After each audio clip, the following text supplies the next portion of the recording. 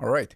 And once we're comfortable with uploading images, sending email, and accepting Stripe payments in Node.js, now let's implement those and tons of other features while building an e-commerce API. Amongst other things, during the project, we'll cover how to send JSON Web Tokens via cookies, how to implement a role-based authorization, what are virtuals and how to use them, how to use MongoDB aggregate pipeline, how to publish docs via docgen package, and a bunch of other cool stuff as well. As you can see, this is going to be a way bigger project than our previous ones, so strap yourselves in and get ready for a wild ride. As far as the setup, we're looking for project number 10, e-commerce API. And again, we have final, where you'll find the complete source code, as well as the starter, where we'll do all of our work. So first, I want you to navigate there. So let's go with CD. And I'm looking for a starter in the project number 10. And like always, we'll start by installing all dependencies, and then I'll go over what you can find in the starter. So let's go here with npm install, and we're going to go with npm start. Now, as far as the setup, we have DB, where we have the connect.js function that connects to the database. We've got errors. So essentially, this is where we have our error classes, as well as the index.js, where we export everything. As far as errors, then we've got some middleware, so authentication, which we'll write from the scratch since we'll use cookies in this project. Also, we have error handler. So this is where we have all our Mongoose errors handlers, as well as our own ones. And of course, we also have the not found. So this is if we hit 404. So if there is no route. Also, we've got some mock data. So this is used since we'll be adding the products as well as the orders, just so it's easier for you in the Postman. Now I have no modules since I installed dependencies. And also we've got git ignore. Basically, these are the files and folders that are going to be ignored by source control. App.js, and in this case, it's going to be very, very slim. And I'm going to talk about it in the next video.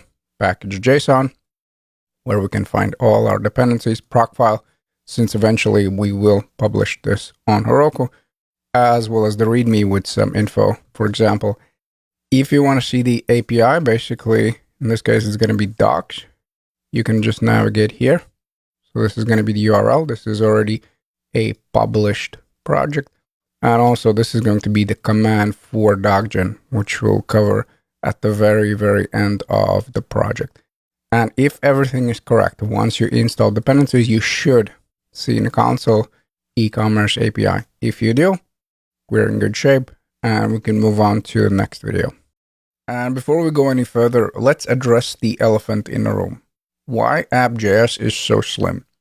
You see, while I'm a big fan of reusing the code, especially for smaller projects, in my opinion, at some point, it's also very useful to reiterate why and how we're doing something, just so we're comfortable doing that when we need to start working on our own project.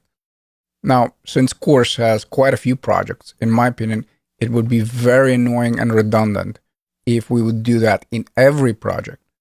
But while building bigger projects, I think it's very useful. Also, while we're setting everything up, basically while we work on the stuff we already have covered in some shape or form, I will share the steps I'm about to take, and I highly encourage you to stop the video and try to implement the functionality yourself first. Because that way you'll get more comfortable with a setup when you need to start working on your own project. Now, let me be very clear though. It does not mean that you need to start every project from scratch. There's a reason why we set up reusable code and basically drag from project to project, but especially in the beginning, while you're still iffy about some stuff, it's very useful to repeat some steps. All right, and once I'm done with my painful one-person Broadway audition, let's get to work, and surprise, surprise, I'll start everything by setting up a basic Express server. So here are steps that I want you to take. First, import Express and assign it to the variable. And remember, there was that middle step where we need to invoke Express. Then set up a port variable. And in this case, we'll be listening for port 5000. and it's going to make sense a little bit later, as well as set up a start function where you'll be listening on that port for the incoming requests. So stop the video, try to implement it yourself, and once you're ready to go, hit play. All right, hopefully everything went as expected. So I'm going to go to app.js. I'll remove my lovely console log, and we'll start by getting the express. So I'll just set up a comment express. So const express is equal to require, and we're looking for express package. Then remember, we need to add a step where there is a variable. In most cases, it's going to be app, but again, this is really up to you. Then we invoke express, and now we have all the express functionality in our app variable. Then we want to go with start function. So const start, it's going to be async since eventually we'll also have our connectDB, but for time being, doesn't really matter. Then we'll set up a try catch. Again, this is for our database connection, but for time being, we just want to go with app dot and listen. Now, before I go any further, I need to go and check that I imported express. Okay, that's good, but I didn't set up the variable. So before I go any further, let me go with const, and this is going to be equal to the port. Then we're looking for process and env, and of course the variable is port. Now, if it's not available, then we're going to go for 5000, which is going to be our basic setup while developing. And now I can go back to start where I have app.listen. So that was the method. Then we need to provide a port. So of course, this is going to be the variable now, the port one. And let's also right away add a console log that we're listening on that port. So console log, let me remove the colon here. And we're going to go with template strings instead, since I want to print out, well, what is the port variable? So we're going to go with server is listening. And we're going to add port, and let's access the port variable. Let's add 3 dots. That is just my preference. And as far as the error, well, let's just go with log, and let's console log the error. And if everything is correct, once we start up the function, we should see server is listening on port 5000. And since I do, now we can move on to the next task. Beautiful. And once the basic server is up and running, next we want to connect to the database, to our MongoDB Atlas account. And first we want to get the connection string. Now in my case, I'm going to get it straight from Atlas, but remember, we have done quite a few projects. So you definitely probably somewhere have the .env already with correct value. Then you want to set up .env for this project. So remember that needs to be in the root, and you can come up with whatever variable name. In this case, just to change it up, I think I'm going to go with Mongo URL. Remember in the previous projects we went with Mongo URI. We'll set our connection string as a value. We will have to pass in the password as well as what is going to be the name for our database. We need to import .env package, because remember that package allows us to access environment variables. And if you remember, we needed to also invoke it. So we need to go with .config. Then we want to import the connect function from DB folder. It's right over here where we're connecting, and also cover why we don't need to use these deprecation warnings. But that is coming at the very, very end. And remember that we also need to restart the server. So every time we set up .env, it's better to restart the server. So let me navigate to MongoDB. So I'm looking for my Atlas one. More specifically, I want to connect to my application. I'll grab the connection string. Then we'll navigate back. I want to go to the starter. I want to create .env. Like I said, in this case, I'm going to go with Mongo URL instead of URI. Doesn't really matter, but I'm just going to go with Mongo _ URL. And then I'll just copy and paste. And we want to set up that database. So here where we have my first database, as always, I'm going to go with the project name. So 10, then hyphen e-commerce. Now I'm not going to add the API. If you want, you can, but in my case, I'm just going to go 10 e-commerce.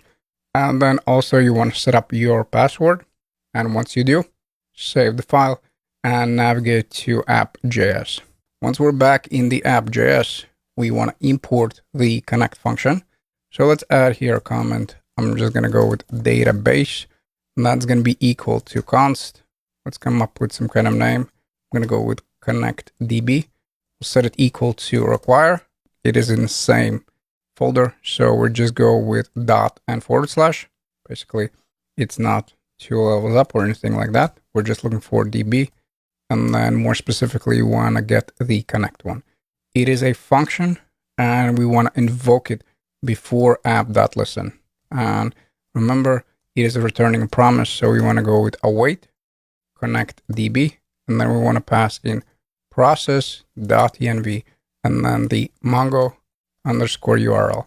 Now, before we do anything, we want to go above the express. And what do we need to do?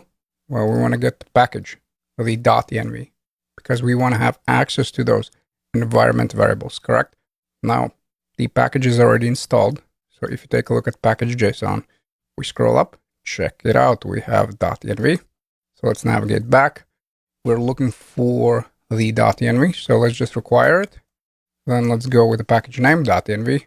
And then we want to go with config, and we want to invoke it. Let's save it here. We want to restart the server. So let's clear everything, npm start. And then if everything is correct, then we should see server is listening on port 5000. Now, lastly, let me mention that for this project, we're going to use the Mongoose 6. So as I was recording the project, as I already mentioned in the previous videos, Mongoose came out with version 6. And the good news is that there's not much that we need to change. The only thing with Mongoose 6 is the fact that we don't need to add these deprecation warnings. In fact, if you will add those deprecation warnings, then it's just going to spit some warnings in the console. So since I'm using Mongoose 6, we don't need to add them, and we simply can get the function, invoke it, and we're good to go. And once we have this in place, we can move on to the next step. Nice. And once we have connected to the database, next I want to set up some basic routes. So first, I want to just set up a get route to our homepage. Then I want to invoke the express.json middleware, and I'll let you answer why we need that middleware. And I'll only tell you once I actually set up the code. And also I want to set up 404 middleware as well as the error handler one. And at the very, very end, we'll import express async errors. And this is also going to be the case where I'm only going to mention why we need that package once I actually install it. So I want you to think, why do we need that package? What was the deal? So let's navigate back to app.js. I'll close the sidebar just so we have a little bit more real estate. And I want to set up my code in between the database import and a port. So let's start here with a home world. So like I said, I want a get request to our homepage, and we want to pass in the controller. And here we're looking for rec, and res. And as far as the response, is just going to be the most basic response ever, where we'll go with res.send, and let's pass in the string of e-commerce API. So once we have this in place, let's test it out on a bigger browser window. So let me navigate back, and I'm just going to go with localhost. And remember, in this case, we're going for 5000 for specific reasons. And if you can see e-commerce API, we are moving in the right direction. So let me head back to README, and I'll check this one off. Then we want to set up express JSON middleware. And since it is a middleware, we'll place it before our route. So let's go above the get, and we want to go with app. And remember, in order to invoke middleware, we need to go with app.use. So this will be applied to all the routes. And we want to go with express.json. Now, what is the reason for this middleware? Well, we want to have access to the JSON data in our rec.body. So we'll have multiple requests with post and patch where we'll be looking for those values. And since we want to access them, we can use the express built-in middleware by the name of JSON. Then we want to set up two middlewares, one 404, so not found, if the user is looking for a route that doesn't exist, and a second one for the error. So if there is an error, since we already have the error middleware, check it out, it is over here, we want to apply it. And if you remember, when it comes to error middleware in Express, we needed to set it up as the last one. And as a quick side note, I've been getting few questions from students where they're asking why this order is important, why the 404 comes before the error one. And therefore, I'll spend the next video covering that. So if you're also one of those students who's wondering that, don't worry, I'll talk about it very, very soon. So let's just go here with not found middleware, but I'm getting ahead of myself because I haven't imported. So we want to go here where we have the database, and I guess let's go below it, and I'm just going to call it middleware,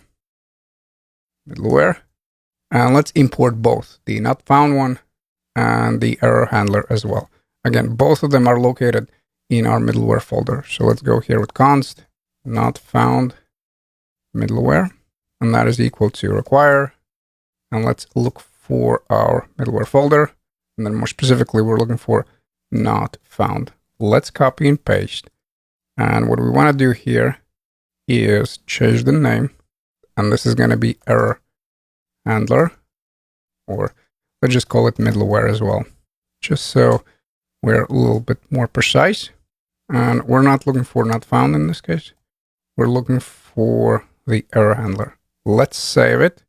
And I have not is not defined. Okay. What am I missing here? Error handler middleware. Where not found. Ah, yeah. So this, of course, doesn't exist yet. So let's just go here with not found middleware, copy and paste. And then we want to set up the same thing for error handler, since error middleware needs to be the last one. And at the very, very end of this video, I want to also show you why we do need to use this express async errors. So first, let me go back and let's set it up over here. Let's just go here with require, and we're looking for the package of express async errors. Again, you can check out the package JSON. You'll see that it is there. So package JSON, let's look for express async errors. Yep, there it is. And if you remember correctly, we needed this package because in our controllers, we'll use try and catch because we'll have some asynchronous operations. And instead of adding this try catch for all our controllers, once we use this package, it is going to be applied to all our controllers automatically. So we don't need to do that manual labor or set up the middleware ourselves. And with this in place, we can move on to our next step. So like I mentioned in the previous video, I've been getting some questions why this order is important. So essentially, why we place 404 before the error handler one. And let me show you with an example. So at the moment, I only have the homepage route, correct? So we have app.get, it's looking for /, that's our homepage. So pretty much, if I'm going to look for /apples, I should hit the 404, correct? Because a route does not exist. So let me navigate back to the bigger browser window, and I'm going to be looking for localhost 5000. And let's just type here apples. And once I hit the route, we should see route does not exist, correct?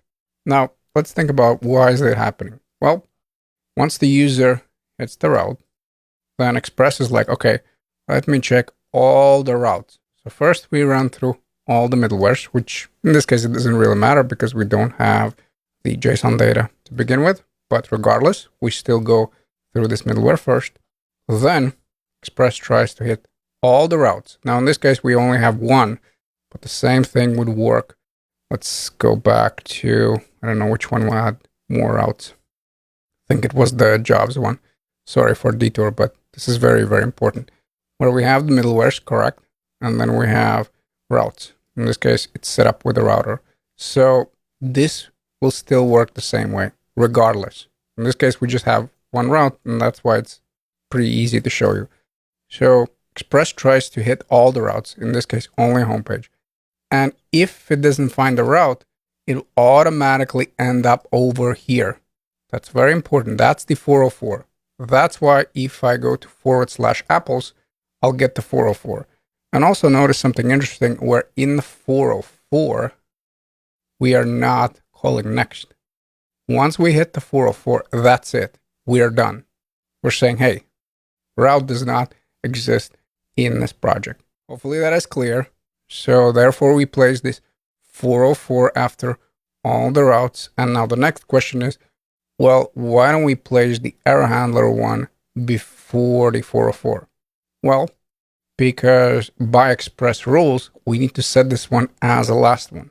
And when it comes to invoking this one, this middleware, actually we invoke it from the successful request. Now, what do I mean by that? Well, if I go back here to the homepage and in the controller, if I'm just going to go throw new error, and I'll just say there, hello there. And if I'll save it, and if we'll go back to localhost 5000, basically a whole route, you'll see this message, hello there. Why? Well, because this one, the error handler one, is invoked in the actual existing route. So there's no way for you to get to this error handler one unless you actually hit the existing route. If there is no route, it's just going to check all the routes and it's going to say, all right, so here it is. Here it is 404. Now this one on purpose per Express rules is set as the last one because this one we only hit from the existing route. So you won't hit it from the random route and just get the error. That's not how it works. Only if in one of the existing routes you throw an error like we do with our custom ones, only then is going to be handled over here. Hopefully I made myself clear and hopefully I answered all the questions. I'm not sure if you remember, but when I initially covered middleware in Express, we set up a small logging middleware. And when it comes to bigger projects, such middleware becomes very, very useful. Now, we won't set it up ourselves from the scratch. Instead, we'll use a very popular package by the name of Morgan. And first, we'll set it up, take it for a test drive, and then I'll show you where you can get more info. And in order to set it up, first we need to install. And in the starter, it's already installed. Notice over here, Morgan. So once we have the package, we want to go back to app.js. And I guess I'm going to go below the Express, but above the database. And we'll say rest of the packages. And then let's look for the Morgan one. So const Morgan is equal to require. Then we're looking for the package Morgan. And then it is set up as a middleware. So we can go above the Express.json. So let's set it up as app.use. And then we want to go with Morgan. And for the basic one, we'll just go for tiny. So we have a few options. And again, I'll show you where you can get more info on them in a second. And we're just going to go with tiny. And what you'll notice that once we go back to the localhost 5000, and if we take a look here in the console, we can see get. So it was a get request. It was to the home page and it was successful and how long it took. And again, this looks trivial right now since we have only one route, but trust me, as your project gets bigger, this is a very useful way for you to know, well, which route you're hitting. Otherwise, you can just keep sending the request from the postman, maybe keep getting the wrong response, and you can run around like a headless chicken, but this tells you right away, hey, you're hitting this route. Essentially, it just helps you with debugging process. So if I'm going to go back here in the browser, and if I'm going to go back to my Apples one, now I'll clearly see that I'm performing a get request to /apples, and this is 404. Now, if you want to get more info, just look for Morgan package, so Morgan npm. And as far as the docs, and if you want to install, you go with npm I Morgan. As you can see, they get quite a few weekly downloads. Then we get the package. Awesome. And then essentially, we just need to decide how much logging info we want. So tiny is going to be one of the smallest ones. And then you saw the other options as well. Lastly, we also can set it up where we only log this if we are in development. But I'll show you that one once we get there. Essentially, once we're done with the project. For now, since we're still in development, we're just going to be logging pretty much every request. Hopefully you see why Morgan is useful, and I'll see you in the next video. Okay, it looks like at this point we've got a basic Express server in place. So now let's kick it up a notch and add some more routes and controllers. And we're going to start with auth setup. So think login and register functionality. Just because I want to show you how to send JSON web tokens, remember, JWTs, with cookies instead. So previously, we just sent them with a response. In the JSON, in this case, we'll use cookies. And also, I want to show you how role-based authentication is going to work, because in this project, we'll have users, but user is either going to be an admin, and only admin can perform the CRUD operations on a product. So create, delete, and all that. And we'll also have users. So users are the ones that are making the orders and leaving their reviews.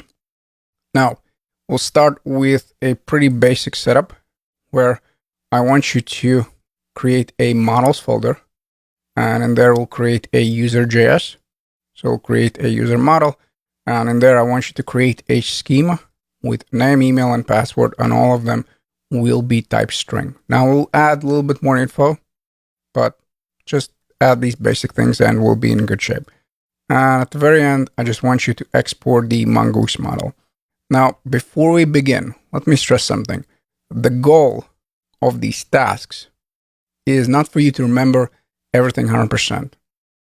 It's okay to look up the code. For example, if you forgot the exact syntax how to create schema.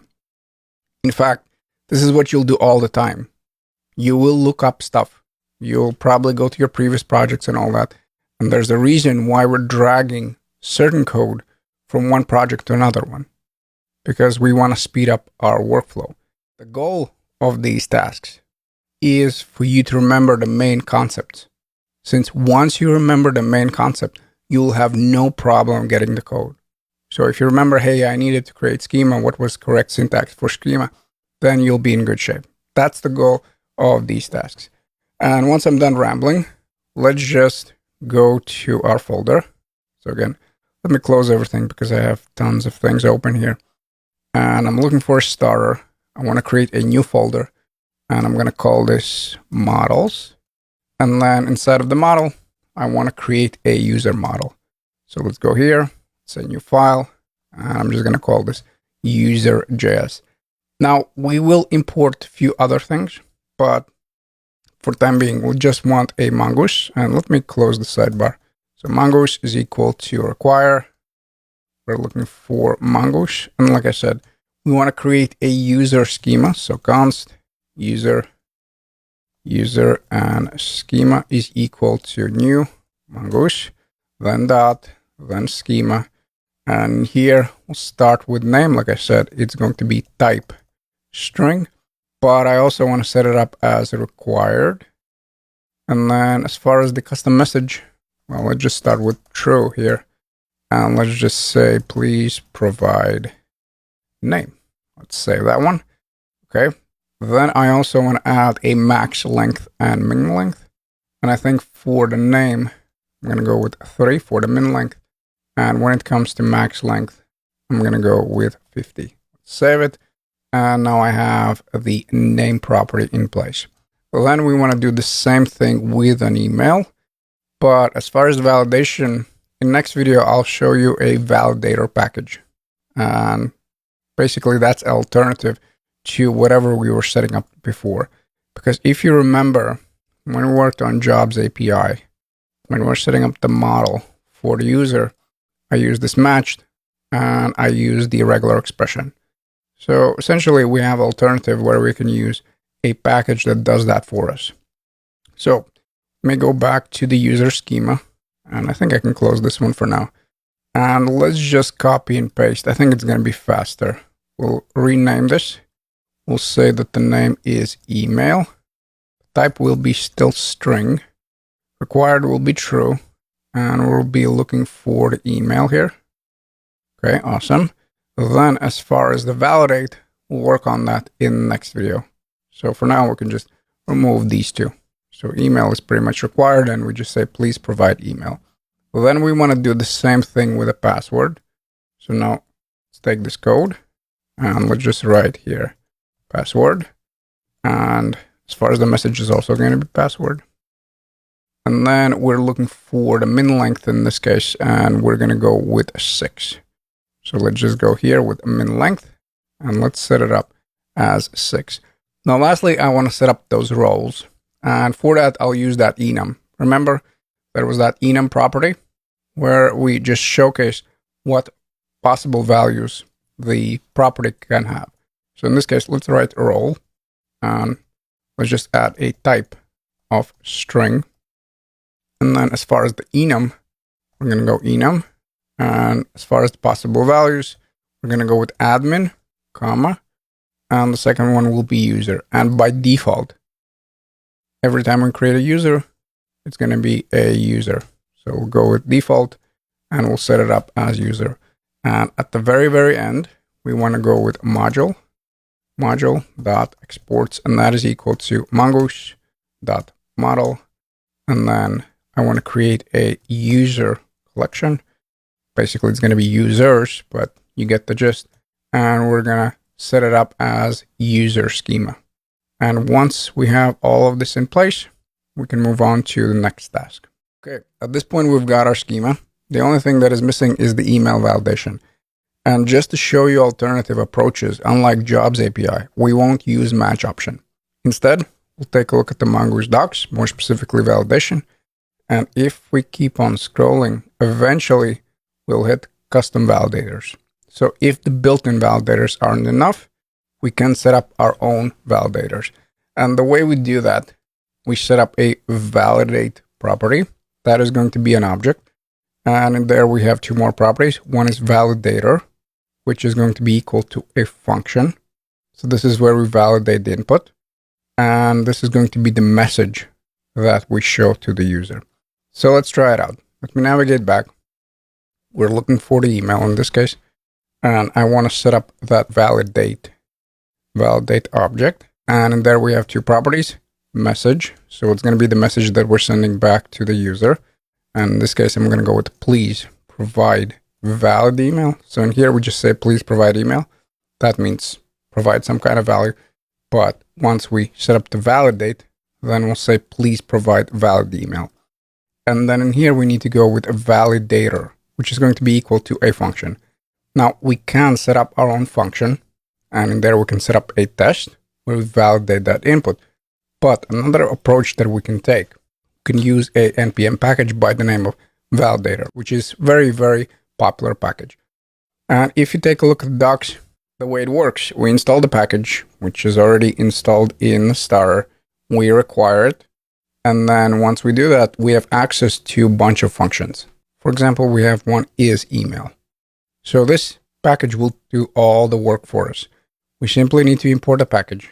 Then we need to get the function we're looking for. And as you can see, they have tons and tons of functions, basically validation options. And in here, I just said is email, and you can clearly see what they're checking for. So now if I navigate back and if I look for const and validator, I guess, validator is equal to require, and then the package. And if you want to take a look, yep, there it is in the package JSON. We have somewhere here. Yep, there it is. We have validator, and therefore we can require right away. So let's say validator. And then once I save, I want to go back here and I want to say validator and is email. So that's the function that I'm looking for. And once we have this in place, every time user is going to be trying to sign up for the account, we'll be able to test right away the email. So again, this is just alternative approach to what we have in the Jobs API. Remember here, we have email and then we used match. In this case, back in the user, we use external package and we use validate object. Beautiful. Once our user schema and model is in place, now let's set up a structure for our controller, for the auth controller. And essentially what we're looking for are these three routes. Now, we might add some other ones later on, but for now, we just want to have one for login, one for logout, as well as register user. So now we just want a scaffold. And the way we'll do that, we'll create a folder for controllers. Then we'll create a auth controller file. And if you remember why I use this auth controller syntax, basically where I have controller after the file name, is because as our project gets bigger, it's just easier to see whether it is a auth controller or it is route for the auth and all that stuff. I mean, you can shorten it up to your liking, but in my case, as the project gets bigger, I rather prefer setting up my file names longer, but then it's easier to navigate around the project. In their scaffold, three functions. So scaffold, register, login, and logout. As far as the response, you can just simply go with res.send and then whatever is the function name. Then we want to set up a routes folder. And in there, we want to create auth routes file. After that, we want to import all the controllers, set up three routes. The register and login are going to be post routes. And remember, you have two options how you can set it up. Either you can go with router and then the method name, or you can go router.route. That's really up to you. And the logout is going to be a get one. So once we have that in place, then we can import auth routes. And in my case, I'm going to name it in the app.js as auth router. And then we want to set up the middleware where we'll go with app.use API version 1 auth, and we'll set it equal to the auth router. So let's start working on that. And first, I want to navigate to the star. I want to create a new folder, and we'll call this controllers. Now, inside of the file, we're going to go, inside of the folder, we're going to go with auth controller. And then, like I said, and actually it's not S, inside of the auth controller, let's scaffold those three functions. One register, one login, and one logout. So const, and we'll just say register. We're going to be looking for a sync in this case. We want to go with rec and res. And as far as the response, like I said, we're just going to go with res.send. And let's call this register. So let's say here in the string, register. Then, once we have this in place, we can just copy and paste. It's going to be a login functionality. So login, maybe let's add here user, just so it makes a little bit more sense. So register user, login user, and then third one is going to be logout user. So logout and user. So once I have all of the functions below, I'm going to go with module.exports, and I'm going to be exporting an object because I might add some other functions there as well. And let's just go here with register, login, and logout. So those are my three functions for the auth controller. After that, we want to create a routes folder, and in there we want to create auth routes file. So let's set it up in a new folder, and let's call this routes. And in there, let's create auth routes file. So auth routes and JS. After that, inside of the file, in the auth routes file, you want to set up all of our routes, and we want to import the controllers, correct? Now, first we want to set up the router. So let's remember how we did that. So we go here with express, that is equal to require. We're looking for the express package, correct? And then we want to go with const router, and that is equal to express dot and router. So we need to invoke it. And once we have the router in place, now let's get all of the functions, all the controllers from the auth controller. Probably the fastest way, simply grab the object. So don't take module.exports and all that. Just take the object, I cut it out. I want it only to copy that. And then we want to go with const. We'll get the object, and that is coming from And now let's look for the controllers. So controllers and auth controller. So I have all my three functions. And like I said, we're going to have these routes: post for register, post for login, and then get for logout. And in my case, I think I'm going to go with router dot and then post and get. That's just going to be my preference. So let's just go here with router, then post, and we're looking for a register. So that's going to be the route. And as far as the controller, well, we have register, correct? So let's copy and paste. We're looking still for the post. Now the route is going to be different. This is going to be a login one. And we're going to be looking for the login functionality. So login function. Then the last one will be get. And we're going to be looking for the logout. So logout, and that's the function name. Okay, awesome. Everything is working really, really nice. Now we just need to go with module.exports, and we're exporting a router. And the final step, we want to go to app.js, and in there, we want to get our router, the auth router, and then we want to set it up equal to our route, correct? So let's navigate there, app.js, and let me just decide where I want to place it. So I have my database, I have the packages, and I think I'm going to go above the middlewares, but between the database. Again, that's just my preference, how I structure everything. So let me add here a comment, routers, and first will be the auth router. So const auth router is equal to require, and we're looking for the routes folder right here. So we're looking in the routes, and then we want auth routes. And now let's go below the / in here, and let's just set up the middleware that we want to use. And that is going to be app.use, and then remember the root route. It's going to be API version 1, and then we're looking for auth, and we'll assign it to a auth router. And next video, I'll test everything in a Postman just so we can see that we're getting correct responses. But if you have the middleware in the app.js, if you have the auth routes file as well as auth controller with these scaffolded functions, then we're in good shape and we can move on to the next step. And once we have the basic structure in place, now let's navigate to the Postman and start setting up the routes. Because of course we want to test everything, so we'll have to use Postman quite extensively. Now for this project, since we have localhost 5000, if you remember in the app.js we have 5000 instead of 3000, and if you have been following along and have exactly the same setup, in the Postman you should have this URL for 3000, correct?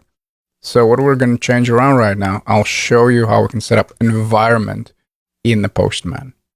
So everything we have been setting so far are global variables, correct? Whether that was URL, production URL, as well as the access token. Now in this case, what we're going to do, we're going to create an environment. And this is very useful if you have some different data. For example, now we'll have localhost 5000. That's going to be our URL. So that way, I don't have to go back and start changing everything around here. I can just set up the environment with different variable and just use it there. In this case, localhost 5000. Hopefully, all of this makes sense. And we have no environment. So let's change that around. We'll click it here. Or I'm sorry, let's click on AI. We have environment, then we click add, and then we just need to come up with a name.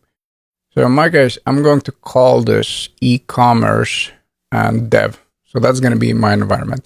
And as a side note, all of these collections, yes, those are the projects that we're going to work on. So while I was working on them, while I was setting them up, as you can see, I just named them dev and now set up proper collections. So let's go over here. Let's say that it's going to be 10 or let's not call this 10. Let's just say dev environment. Let's set it up here.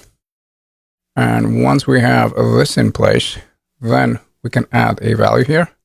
So let's call this URL. And let me just navigate to the browser because it's going to be much faster if I do it that way. let's just look for localhost 5000. That's going to be my e-commerce API.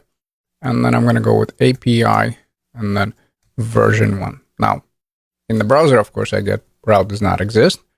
But what I'm looking for here is the value, of course. So I'll copy and paste, same over here, and then I'll save it. So that way you can set up multiple environments. Let's say one is going to be for 3000, and then this is going to be for a localhost 5000. After that, we want to create a new collection. And in this case, I'm going to call this 10 e-commerce. So let's go 10 e-commerce here.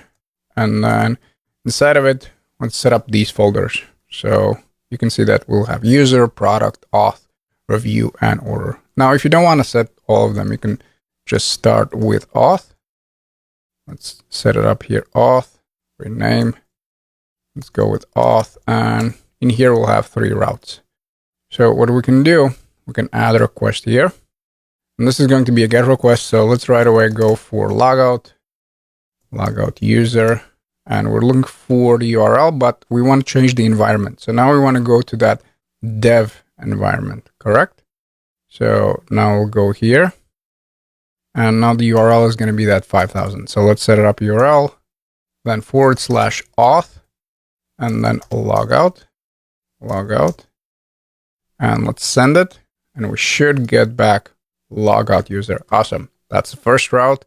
And then let me save it, and I'll remove some of these tabs because it's getting quite busy over here. So let me remove it. And let's just go with add request. This is going to be a post request. Again, the same URL. In this case, it's going to be 5000. Then auth. And let's go for register. Register here. Now, we're not sending anything, but since the method is correct, we get back register user. Awesome. That means that everything is working. And lastly, we want to come up with one more route. And this is going to be post route again. We're looking for the login in this case. So let's say auth and login. And once we send, we get back login user. Let's save it. And let's just give it a proper name. So login user. And since I have so many collections, I need to make sure that I don't make any mistakes. I'm looking for auth. I save, and if you get back same results, we're in good shape, and we can proceed to the next task. Wonderful. Once we can see that we can access all the routes correctly, now let's start working on register controller. There are multiple steps, but in the first video, I just want you to create a user. Remember, we need to use the model, and also try to import the status codes and custom error like we did before. And only while testing, send back the entire user. Now, I'm fully aware that at this point, our password setup is a total mess, as well as we're not handling the unique email situation. But don't worry about it right now. For the time being, just do those 2 things. So create user, figure out where we can access the data, and then just send back the entire user. Okay, let's start working on that. So I'm going to navigate back to the auth controller. And first, I want to import everything. I want to get my user from the models. I want to get the status codes because we'll have to use them, as well as the custom error because we might run into that as well. So let's say here const user is equal to require. We're looking for the models. So let's go 2 levels up. We have models, and then we have the user model. Then we want to set up the status codes. That is coming from our package.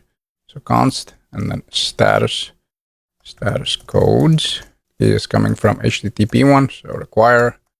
And then the package name is HTTP status codes. And we also want to get the custom error. So let's go const.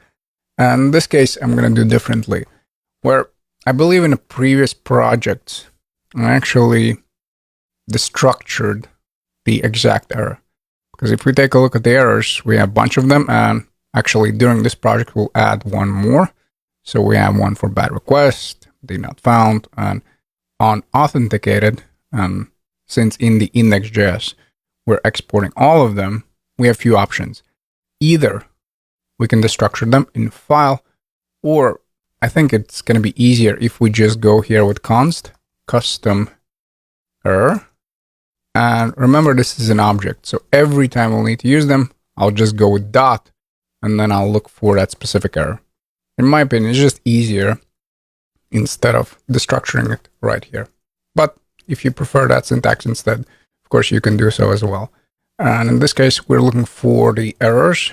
So again, let's go to levels up. And since we're exporting everything from index, we don't need to do anything else. Now, eventually, we'll be getting some things from the utils folder, which we haven't created, but we're not going to worry about it right now. And first, we just need to remember that everything is going to be accessible for us in the rec.body. So the client is going to be sending us a JSON. And since we have set up here correctly the middleware, remember that was express.json, we'll have access to it. So therefore, we can go back to the auth controller, and I can simply right away target my user. And remember that it is asynchronous, so we need to use await. So let's go here with const user is equal to, and then we stick await in front of it. Go with user and then create. That was the method name. And then we just pass in rec and body. And like I said, only while testing, we'll just send back everything. We're going to go with res dot and then status. So that is going to be equal to the status codes. And let's just go with created, since that is 201, and then JSON. And then let's just pass in the entire user for the time being. So let me navigate back to the API documentation, and I'll show you what we need to send. So if we take a look at our 3 routes, the one that we're working on is register. And in here, we want to send name, email, and the password. And if you want, you can just copy these values to make it faster, which is exactly what I'm going to do. And then in there, I'll look for the register, which, by the way, I didn't give it a name. So register and user. We want to go with body. It is raw. It is going to be JSON, and we'll just set it up over here. Once we send, we should get back our new user. And if we do, we are in good shape, and we can proceed to the next step. Beautiful. We can create the user. So now let's keep checking off the boxes. And up next, I want to check whether the email is already in use. And we can do that in 2 places. We can do that in the schema. Remember the unique property, and also the controller. So we can use find one, try to get the user with the email. If we can find the user, that means that there is already a user, and we send back the error. So let's go back to the user.js. Let's keep scrolling. Let's find the email, and we can also add the unique key, correct? So we go here with unique, true. And remember that technically this is not a validator. It's just checking for the indexes. So that's the first place where we can do that. And this definitely is an option. It's only a little bit annoying that we have to go through the Mongoose errors. So essentially, we'll be sending back something from our error middleware. And if you don't want to do that, you can go to auth controller, and where we have the register. First, I'll pull out the email. I'll say const email. And here it is equal to a rec.body. And then let's try to find the user with the email. And you know what? Before we do that, why don't we try to register David one more time? And let's see what happens. I have a suspicion. Oh no, everything works. So sometimes MongoDB is somewhat picky that if I already have one user and then I add that unique one, then you might have some bugs. But in this case, everything works. Now there's duplicate value entered for email field. Please choose another value. So this is coming from our error handler, correct? And what I want to do right now is to set up everything in the controller.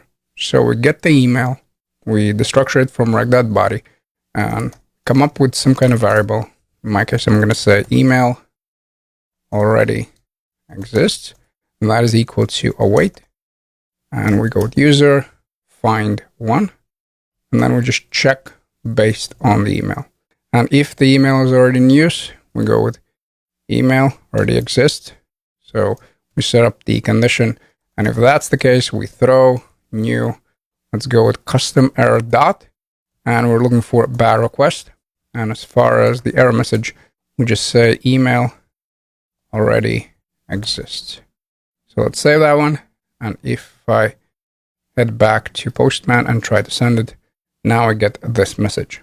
So those are the two options how we can check whether the email is already in use, whether we already have the user with existing email, one in schema and one in the controller. And once we have fixed the email issue, next let's work on a role. And we'll knock out both of these in this video. And effectively in this project, what's going to be different is the fact that users have roles. So by default, all of the users will have user role, but we can also manually change it here in a database and set it up as an admin. Now, why do we want to do that? Well, because admins will have more privileges. They'll be able to view all the users, maybe take a look at specific user account, even though it's technically not their account. And more importantly, we can add, remove, and deal everything with the product. So when it comes to users, they can leave reviews, they can make orders, but they're not going to be able to add products. In our current setup, yes, everything works nicely, where we have role user for the David, but there's also a little issue where technically from the Postman, I can send it and I can add role as admin. So if I go back here and if I say Susan, and susan@gmail.com, and the password will still be secret, but if I add the role and I set it equal to admin, I'm actually going to be successful, because if you remember in our user model over here, these are our two possible options. So we have admin as well as the user. And notice here how we're successful. You can make an argument that normally this is going to be controlled by the front end. So that's a typical register form. Notice, of course, I don't have anywhere the user option, because I don't want my users to register as admins, correct? Because admins in most cases will have way more privileges than the users. So that's the answer number one, where in most cases it's going to be controlled by the front end. But if we want to make our backend a little bit more secure, we can also go back to the auth controller, and instead of just dumping everything like we're doing over here with rec.body, we can pull out the values that we're looking for. So where I'm destructuring the email, I'll also look for name and I'll also look for password. So both of these things. And then when I'm creating that new user, what I want to do is just pass in the object and whatever properties that I want. So I'm going to go with name, email, and password. And check it out. Even if somebody passes here a role, well, it's not going to get to the user. So users by default will be set up as users, like we have over here in the model. And only if we manually go back to the MongoDB and we add it there, then we're successful. Now, of course, you can create a dashboard, let's say a different application where you can change that. I mean, that's a different topic. What I want to do right now is just go to the users in my MongoDB. I want to refresh. And here, first I'll remove both of them, just so we can start from the scratch, like so. And let's try to add one more time Susan with an admin. So let's go back to the Postman. Let's send it. Notice here how she's right away a role user. And only if I go back here and manually change it from user to admin or whatever, then of course we can do that. So in this case, I would click on a pencil, look for user, and I would just set it up as admin.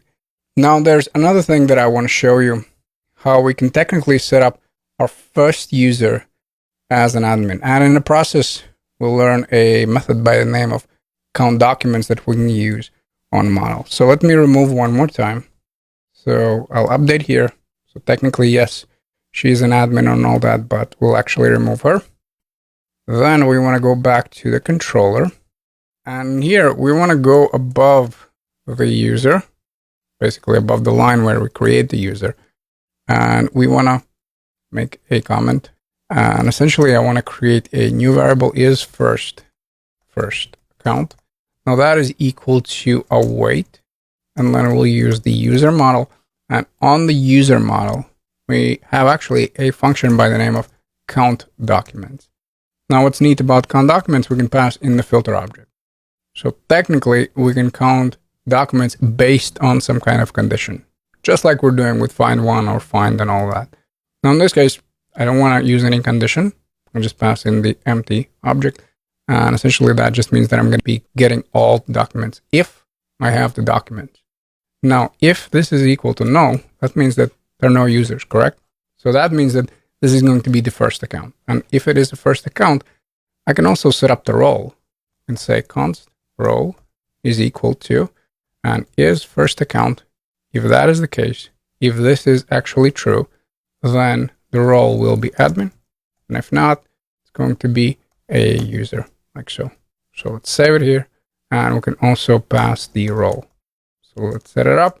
And now if I go back to the postman, and if I try to one more time set up Susan, as you can see, admin is not valid enum value. Of course, right here, messed it up, sorry.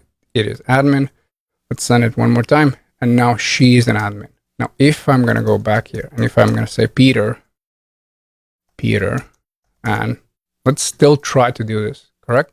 So let's send it, and we'll still get back the user. Again, the goal of this video was just to showcase multiple approaches you can take when it comes to user roles. Wonderful. And once we have tackled the role issue, as well as alternative way to set up the admin, we're pretty much done with these checkpoints. And up next, we want to handle the password, because if you remember our initial project where we were setting up the passwords, I said you should never, ever, ever save passwords as a strings. And this is exactly what I'm doing right now. And just to jog your memory, we have multiple ways how we can set it up. We can definitely set up those functions in the utils and all that, but it's also very nifty to set it up in a pre-save hook. And here I'm typing a user schema, but of course it's going to work with any schema. And I believe this was capital here. But then we need to remember that when it comes to the hook, the callback function will point to the user. And then the most important here is setting up the bcrypt with gensalt and hash. So if you want, you can set them up in utils and then just utilize them in the controller. But in my case, I'll set up one in the pre-save hook. So that's the one will generate that hashed password. And second one, compare password, is just going to be one of the methods that we have on the document. So let's go back to our user, and in here, all the way in the bottom. And actually, before we do anything, we want to get the bcrypt. So let's get the library that is responsible for hashing the passwords. And we'll go here with bcrypt, that is equal to require. And then we're looking for bcrypt.js. That was very, very important. Then we'll scroll down and we'll just say over here, user schema. And let's set up that pre-hook. So pre-save. So before we save the document, what we want to do is hash the password. And in here, I'm going to go with async keyword. Then we'll pass in the function. And like I showcased in the README, remember, this points back to the user. So every time I'll use this, that just means a user. And in the later Mongoose versions, we don't need to even pass in next. So first we want to generate the salt. So number of rounds, just so it's more secure. So we're going to go here with await, bcrypt, and then the function name is gensalt. And typically 10 rounds is very, very good. Then we want to target this dot password. Why? Well, because that's the key we have here, the password one. So I'm going to say this dot password is going to be equal to, and then we again stick a wait in front of it. We say bcrypt, then hash. So we hash the password. And the first parameter we need to pass in is the current password, and the second one is the salt. So now we're hashing our passwords. And while we're at it, let's also set up a function that will compare those hash passwords. Because remember, hashing is a one-way street. Once we hash the password, that's it. It's done. It's hashed. And the only thing we can do is take, again, the string value, hash it, and then compare it. That's the only way for us to find out whether the password is exactly the same. So in here, let's go with user schema. We're looking for methods, since I want that on my user. So on the user instance, and we'll go here with compare password. Password that is equal to my async function again. And let's just go with function. And if you remember, we use the good old keyword, the function keyword, because that way this will point to the user. With arrow functions, that's not the case. And here, eventually we'll pass in the argument, and that's going to be that candidate password, basically the one that the user is typing in when he or she is registering. So candidate, let me just make sure that I'm spelling this correctly, because spelling is always my soft spot. So let's go here with candidate password. Spelling and typing, those are my two best qualities, I should say, is match. And of course, I'm using the air quotes right now when I say qualities. And we'll go with await, bcrypt, then we'll use compare. That's another method. And what we want to pass here is the candidate password and this dot password. And then we want to return is match.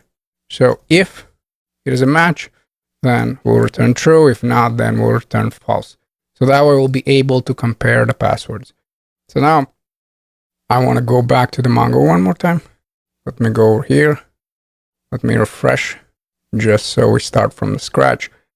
And what I want to do is to remove everything. So Susan goes. So that's Peter. And then let's try to make them one more time.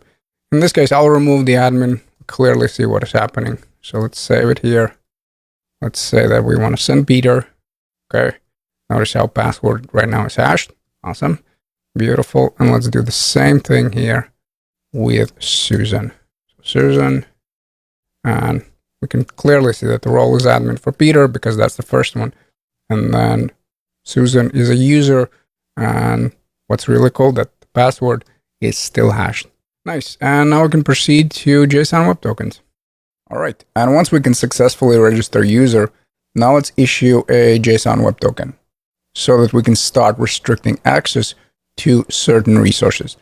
And just to jog your memory, if you remember jobs API, that's a token that we're going to be sending back. Remember, in our response, we send back the token. And then in the following requests, the user was including that token. So if I take a look at the request headers, I will see a bearer, and that's going to be the value of the token. So start with the same setup, and then we'll introduce the cookies. Now, as far as our checklist, we need to remember that we use package by the name of JSON Web Token. Then we have two functions, one for creating a token and the value is signed, and the second one is verify. Now, this one is a bonus for now. We'll create this one later once we actually have a login route. But if you remember how to verify, that's also very, very neat. And then don't worry about these two right now. We'll deal with them at the very end of the video. And I want to start setting everything up in the auth controller. And then we'll move our code into the utils so we can reuse it in different projects. So first, what I want is to require the package, and I'm going to call this JWT is equal to require. And if you remember, the package name was JSON Web Token. Then we scroll down, and once we successfully create the user, now let's also issue a token. So I'm going to come up with some kind of name. It's going to be a token one. And we're going to go with JWT and then sign function. And here we need to pass in three values. We need to pass in the payload. So basically what we will be sending. And it's very useful to send the ID because you'll use it to access the resources. In our case, we also want to pass in the role because we'll have some role-based authentication. And then just for kicks, I'll also pass the name. And this is going to make sense a little bit later once we'll create a show me route. So don't worry about it right now.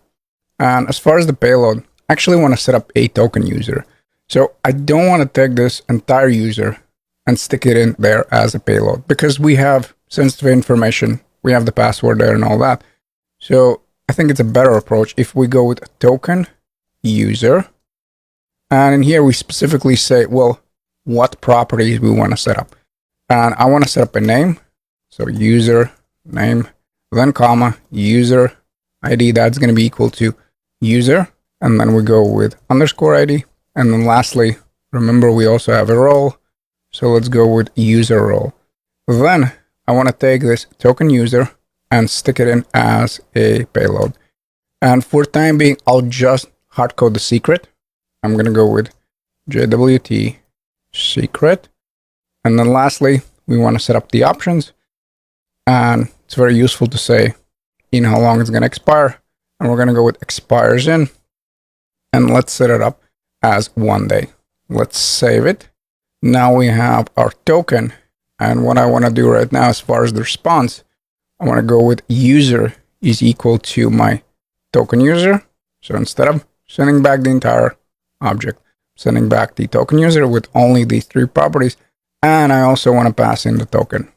So we'll go here with token. And now I want to navigate back to my MongoDB, delete both of the users, and then let me get to the postman. I'm going to use good old Susan. We'll send it. And in response, not only I can see the name, user ID, and role, which is admin because she's the first user, but we also get a token, which is just awesome.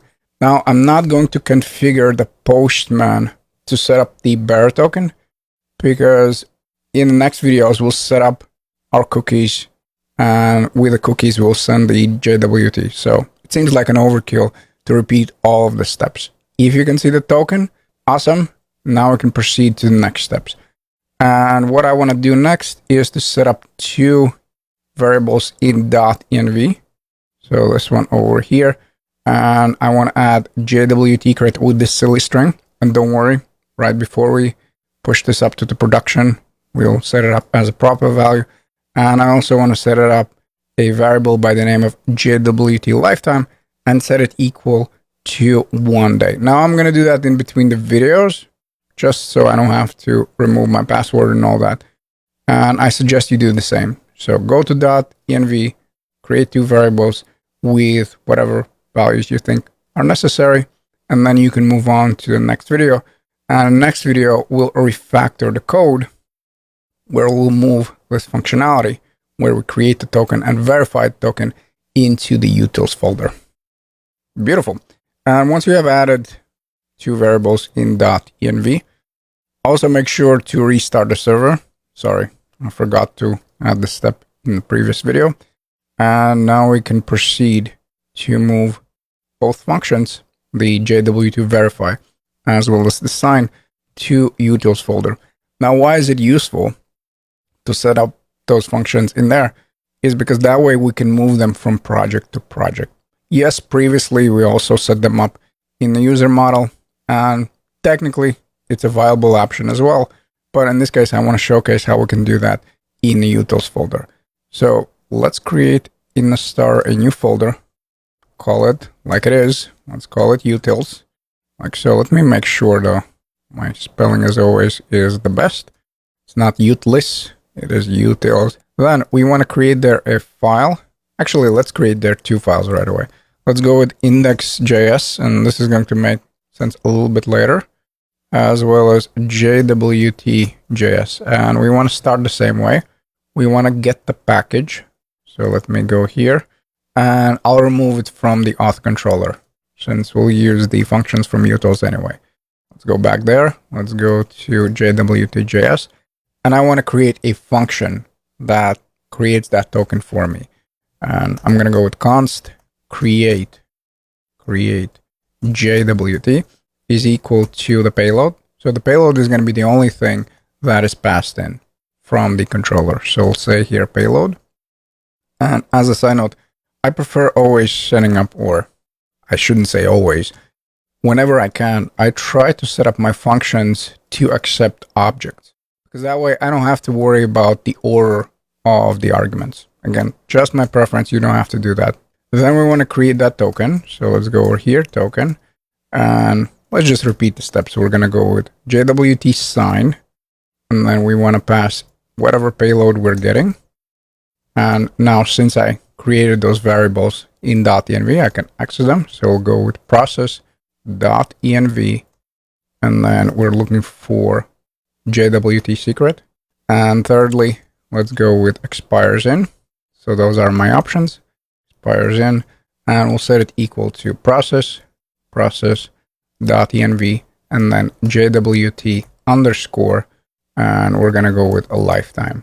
And it looks like I have a tiny bug here. I want to remove the parentheses and add them over here. So now this is going to be our third argument. We create a token and we just want to return it. And also let's work on that bonus one on the verify. So let me go back to README. So we have verify function, and in there we want to pass in two things. We want to pass in the token as well as the secret. So let's create the verify function. I'm going to go below. I'm going to call this const is token valid. And this is the one that we'll use in our authentication middleware. Again, we'll be looking for one argument. We'll name this token. And what we'll return from the function right away is JWT verify. And then we'll pass in the token. And let's go with process dot and then env. And this is going to be JWT secret. Once we have both functions, what I want to do is go with module exports, and then I'll export create JWT, and then I'll export create JWT as well as is token valid. Now, you can either import them directly into the auth controller, and everything is going to work great, but it's always my preference to set up index.js, just like we do in the errors. Since that way, I can control what I'm exporting, and when I import, I can directly target things that I'm looking for, and I don't need to recreate those imports with multiple lines of code. Again, it's really up to you. If you don't want to use index.js, you don't have to. Just make sure that when you're importing, you'll have to look for create JWT or is token valid, and you'll have to look specifically for JWT.js. In this case, I'll also set up the index where I'm going to go with const JWT, and then we'll look for require. So that is equal to require. We'll look for the JWT one. And then in here, you know what? I'll actually destructure both of them. So let's say create JWT and is token valid. So I get both functions, and then from the index.js, I'll create one big object. So eventually, as we're adding more files, I'll do the same thing in index.js. I'll get the contents of those files and export them directly from index.js. It's a node thing where basically what happens, since index.js is going to be the default import, we don't need to worry about setting up the proper path. So now we're just exporting create JWT as well as is token valid. So now back in the auth controller, what I can do is say const, and let's just go with create JWT, and we'll set it equal to require, and we'll just look for utils in this case. So we're looking in the utils folder. Let's save it. Let's scroll down, and we can remove this line of code. And we can just say that once we have the token user, let's create that token. So token is going to be equal to create JWT, and we want to pass in the payload, which is going to be equal to a token user. So once we save this, let's go back to our postman. And in this case, I'll change it around. I'll say Peter is equal to Peter. Let's pass in the secret. And if you can see the token, awesome, we have successfully refactored our code. Awesome. And once we're done refactoring our code, let's take a look at an alternative method of how we can send our JWTs. Now, in few videos, I'll dedicate an entire video on the gotchas as well as pros and cons to both approaches. For now, let's just get the ball rolling and attach cookie to our response. And we'll place the JWT in a cookie. Just to showcase how's that going to look like in real life. Again, let me repeat. In the previous project, the jobs API, we sent our token via response. And then in the front end, it was stored in the local storage, as you can clearly see. So if I navigate to application, and then if I take a look at the local storage, there is my token. And with the next request, we were attaching that JWT to our requests, correct? Now, with cookies, it works a little bit differently.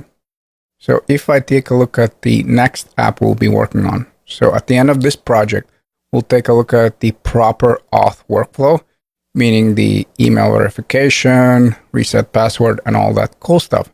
If I take a look at the dev tools, more specifically, I'm looking for the application. Once I log in, you'll notice that we're not going to be storing a JWT over here. So let me go here with my famous john@gmail.com with a famous password. And then once I log in, notice everything works. I successfully logged in, but here's a big gotcha. I see nothing in the application. I see nothing in the local storage. So I can refresh all day long, but I won't see anything. Now, if I navigate to the cookies, and then more specifically, I take a look at this domain, check it out. Now in here, I have refresh token and access token because again, in the following project, this is also something we'll cover, how we can set up a refresh token, but the idea is exactly the same, where now my token is actually stored in the cookie. And what's really, really nifty, if you take a look at this one, HTTP only means that it can be only accessed by the browser, and on the next request, browser will send that cookie for us. Again, there's few gotchas there, and there's pros and cons to both of the setups. So therefore, I'll spend the entire video on it. For now, I just want you to understand the big picture, where instead of sending back the token with our response, and then front end storing this in local storage, now we'll attach a cookie to our response, and we'll store the JWT right in there. And what's really, really, really nifty is the fact that it's going to be HTTP only, so only the browser can access that token. And with the next request, browser will automatically send it as well. And what that means is that we don't need to do any extra acrobatics on a front end like I showed you in the previous project. We just send it with a cookie, and then we expect that token back. Now let's go back to our code, and we'll still create a token, but in few videos we'll refactor it. Basically, we'll set up a function that attaches that cookie, and we'll right away grab the JWT. And since the function is going to be in the same file, well, we won't have to import the create JWT as well. For now, the only thing I want to do is remove this token. So I want to start from the scratch here, and then let's attach a cookie.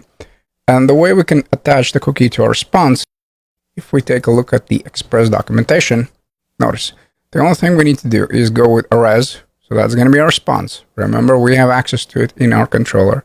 Then we go with cookie, and then we pass in these three things. Name. So what's the name of the cookie? As you can see in here, I named it refresh token.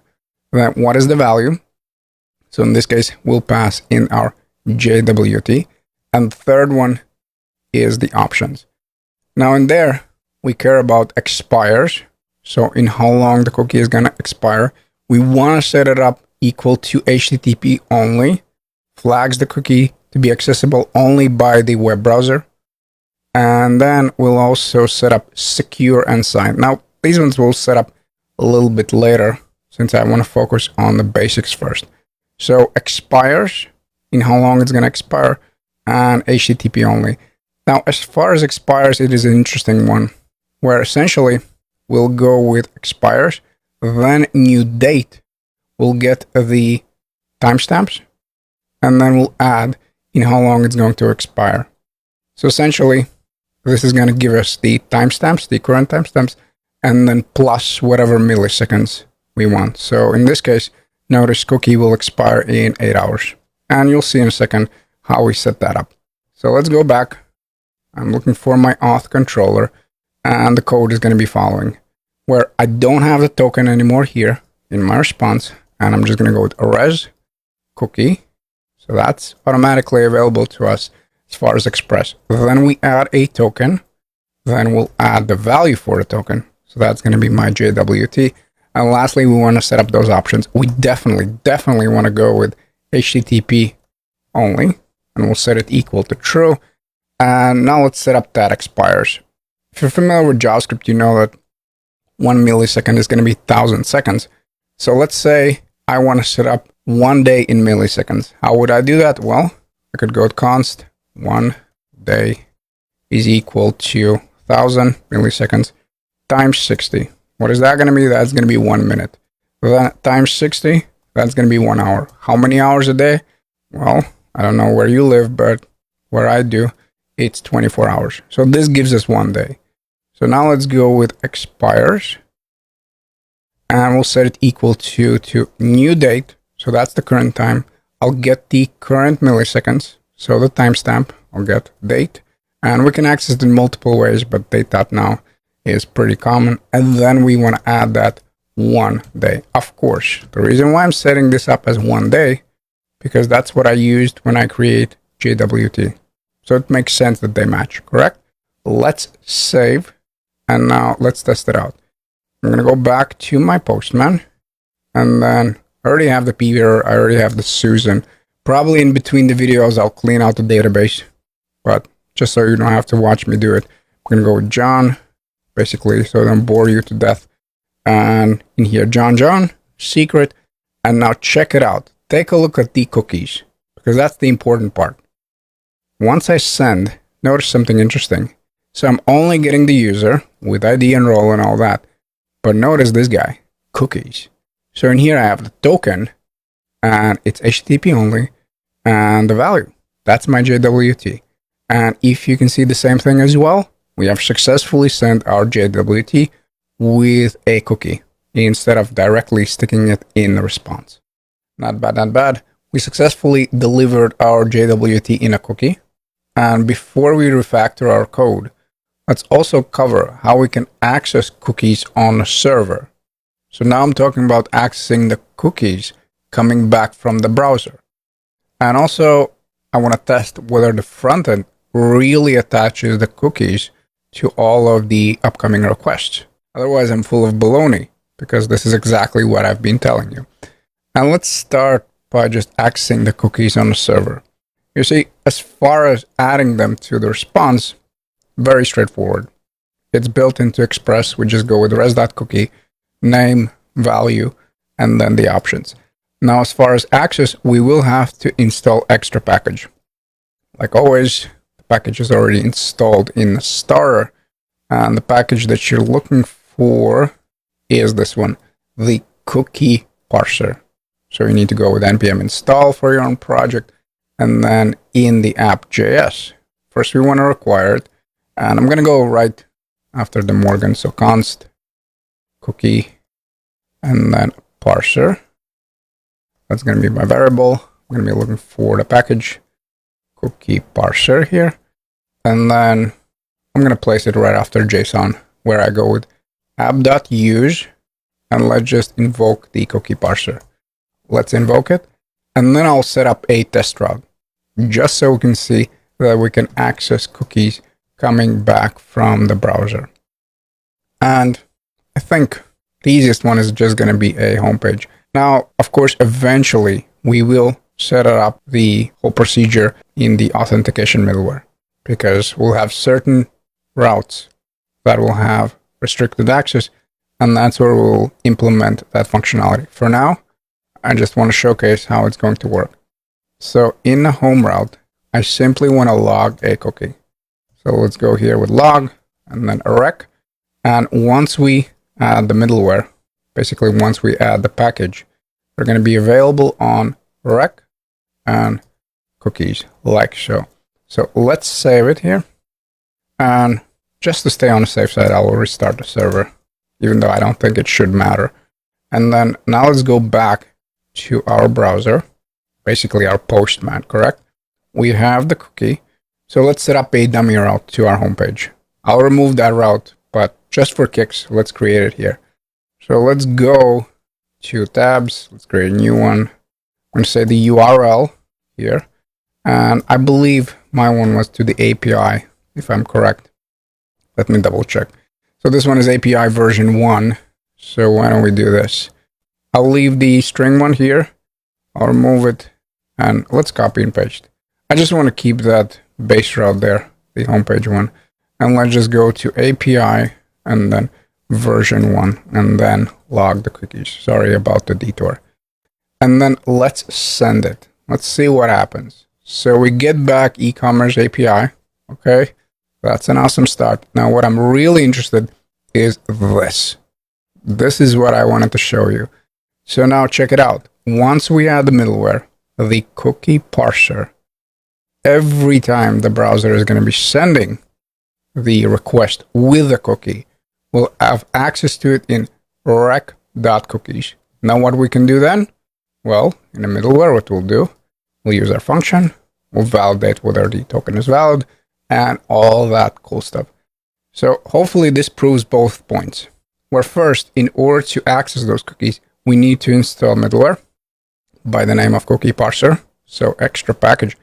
And second, once we make that first request, once I get back that cookie, like we did in the previous video, then with each request, the browser will send that cookie. And this is very, very important. And what that means, whether that is in the Postman or whether that is going to be your front-end application, you literally don't need to do anything. Once you get that cookie, that's it. Browser will automatically pick it up and send it back to the server. So let me try one more time. In this case, I'll remove the cookie. And as a side note, I removed my users so I can start right from the scratch. And now let's send it. I'm getting back the cookie. And now let me remove it manually in the Postman. So I have the cookies. I can clearly see that I have it. But let's say that I go here and I remove that token. So that one doesn't exist. So now once I make that request, I shouldn't, and by the way, yep, let me double check. I shouldn't get back anything here. And I don't. Notice, now the object is null and all that. So that just proves the point. If we're successful, if we actually get back the cookie, yep, everything is going to be sent to us, blah, blah, blah, blah, blah. Now this already says that user exists. So let me go with Susan and Susan here, and we'll get back the key. And then if I go to my dummy route and if I send it, now again I have the token. And very, very important and very, very cool as far as cookies, that we really don't need to do any acrobatics on the front end. Once we send it, basically browser does the rest. Awesome. We can successfully send the cookies as well as parse them on our server. So now let's refactor the code. And the way we'll do that, we'll set up a function. Again, name is up to you, but I'll use attach cookies to response function in the utils in JWT. If you want, you can create a separate file, but in my case, I'll leave it in the same because I want to use this function, create JWT. In there, what I want you to do is to accept the payload as an argument. So we'll be looking for response and token user. Then we want to create a token, and then you'll have two options. Either we can send directly a response, or there's another way how we can do that. So pause the video, try to get something, and then once you're done, just resume the video. So first, what I want to do is go back to JWT, and I'm going to create that function. I'm going to say that there's going to be a function by the name of attach cookies to response.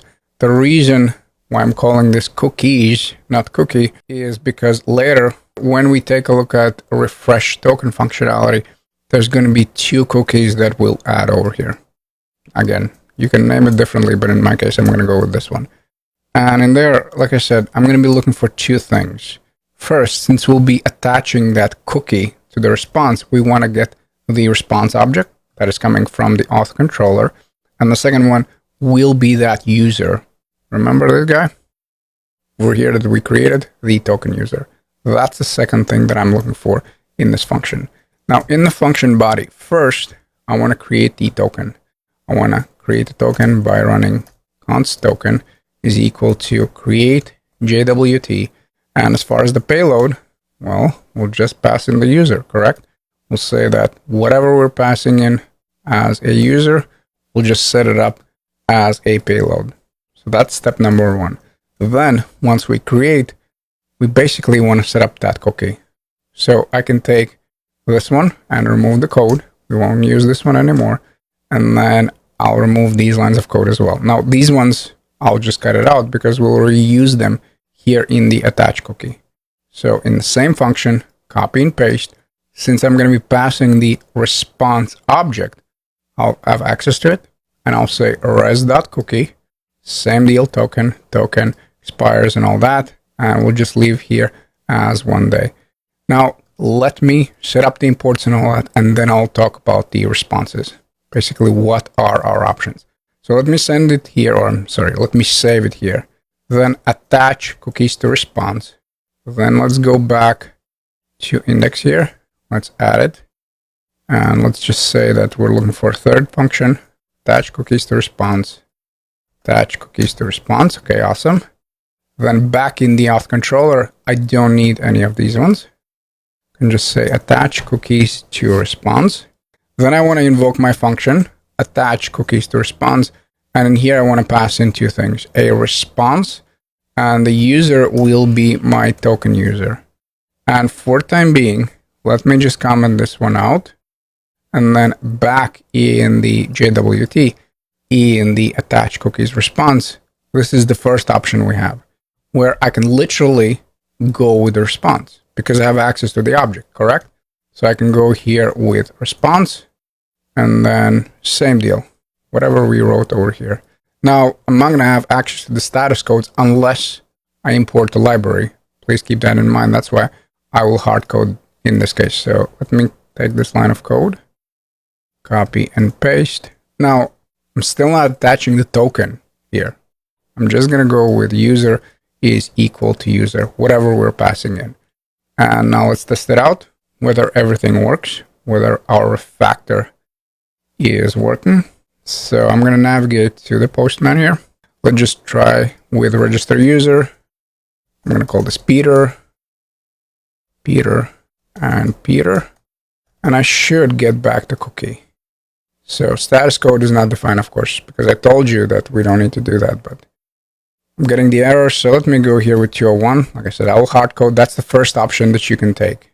Let me try one more time with a different one. Let's say Anna and Anna are right here. Let's send it. And now I get back the response. Awesome. I have my user. And also, if I take a look at the cookies, well, there it is. I have my token, which is just awesome. So if I'm going to go back to my home route, the testing one, and if I'll send it, and if I'll take a look at the server, I should see the response. So that's the first way how we can solve this, where essentially we pass in the response and we're good to go. Now, later, when we work on refresh tokens, we'll have to call this in multiple places. And in there, we won't have this option where I can just send back the response directly. So even though it's going to work right now, later, we just want to attach it to response. How is that going to look like? Well, what we can do is just remove this line of code. So I don't want to send response here. I'll save it. And back in the auth controller, I can just go back to my response. So only thing that this function does, it just attaches the cookie and later cookies to our response. That's it. We can still set up the response separately. And again, if this doesn't make any sense right now, trust me, when we start talking about refresh tokens and all that cool stuff, it will make all the sense in the world why we're doing that. Because again, we want to call this in multiple places. And even though in this case, we could have get away with the fact that we're just sending back the response here, it's not going to be an option later. And what's really cool that we're still attaching this cookie to our response. So if I take a look at my postman and register one more user, let me go back to David maybe. I'll try with David. Let's send. I get back the cookie. And then in my testing route, once I send, I'll also have access to the token. Awesome. We successfully refactored the code. So now let's talk about the signed and secure flag. And just to complete our initial cookie setup, let's also discuss secure and signed flags. Now, when it comes to secure option, it restricts browsers to send cookies only over HTTPS, which obviously is better. And as far as signed, cookie will still be visible, but with signature. So it can detect if the client modified the cookie. So now let's try to set it up. I'm going to go back to attach cookies response. And where I have the cookies option, we're going to go with secure, but we need to keep in mind that while we're testing, we're working in HTTP, correct? So the way around that is essentially to set up a condition that if we're production, yes, we'll use the secure. If not, then we can use the HTTP, basically while we're developing. And the way we'll access that is by using process.env, and the name is node and underscore env. So that's going to be the environment variable. And if it is in the production, then this will be true. And if it is in development, then of course it will be false. So then it will be still able to send the cookies in development, but in production, only over the HTTPS. And we'll discuss this one more once we get to actual deployment. And also, lastly, we want to set up the signed, and we'll just go with signed equal to true. Let's save that one. But before we can do anything, we also need to go back to the app.js, and where we have the cookie parser, we want to pass in the signature.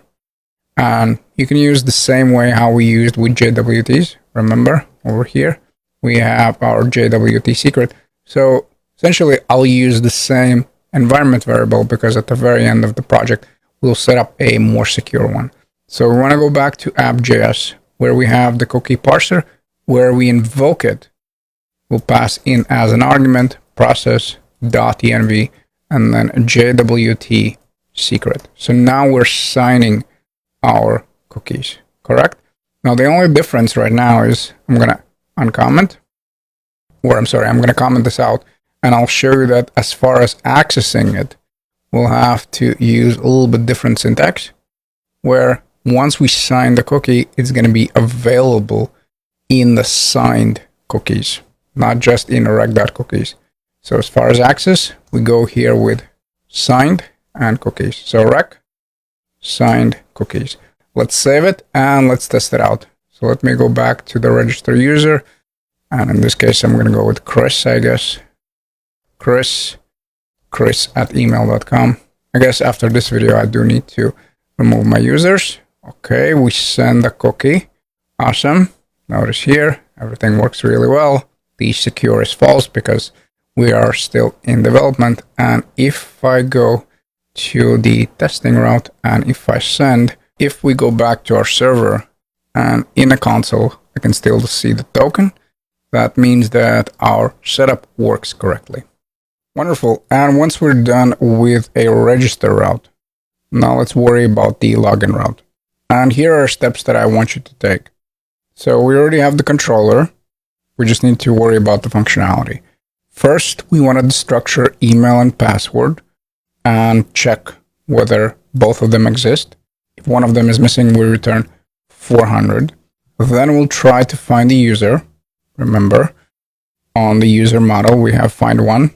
Essentially for all the models we have, but in this case, we're using user. So we'll use find one.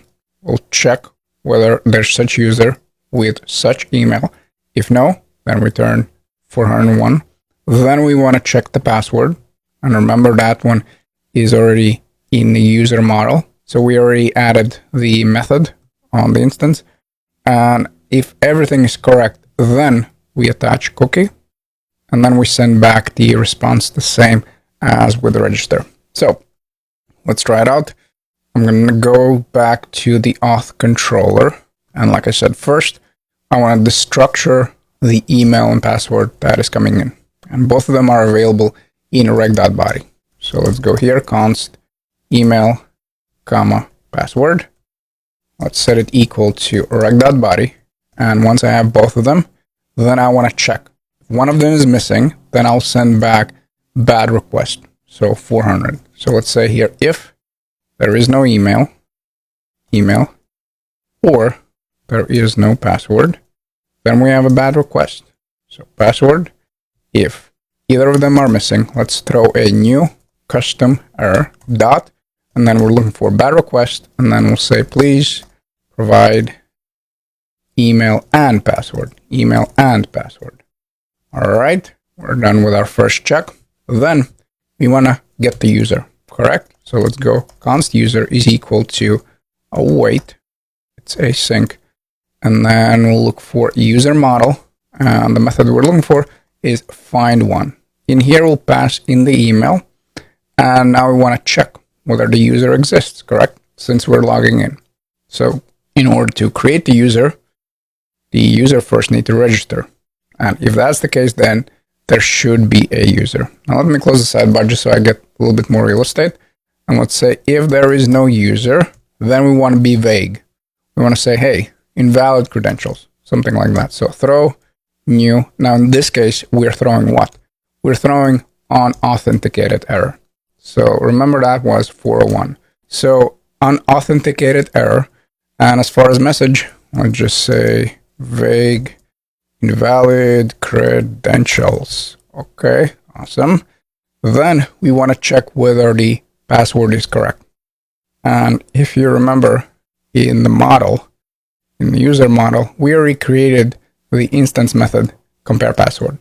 In here, we need to pass in the password that's coming in.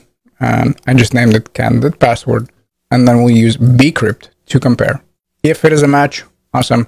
If not, then we'll send back another error. So let's try here, const, and I'm going to go with is password correct, and that is equal to await. Then we look for the user in this case. So I'm not looking for the model. I'm looking for the instance already. On there, I have a method by the name of compare password. Hopefully that's how I named it in the model. Let me just double check because I'm an expert on messing this up. So compare password and compare password. Yep, everything's correct. And now I want to pass in the password. And effectively, I'll get back the response. Now, if it is false, so I'm going to go with if is password is incorrect, then we'll throw the same error. We'll say invalid credentials. Now, if everything is correct, then I know that user exists, user already registered. So now I just want to create that token user and then attach my cookies to the response, more specifically one cookie for now. And then we'll send back the same response that we have over here. So essentially what we can do is just take these 3 lines of code and copy and paste, just so we can speed this up a little bit. So let's copy and paste. And now let's head to a postman and test it out. So as far as register, I definitely registered John. So let me go to login user. And this is going to be the case again where I copy and paste, just so you don't have to watch me type. So login user, body, then raw, JSON, copy and paste. And I'm not looking for the name, so we're just looking for email and password. And if everything is correct in the response, I should get back the cookie. And I do. And I can also see that John is admin.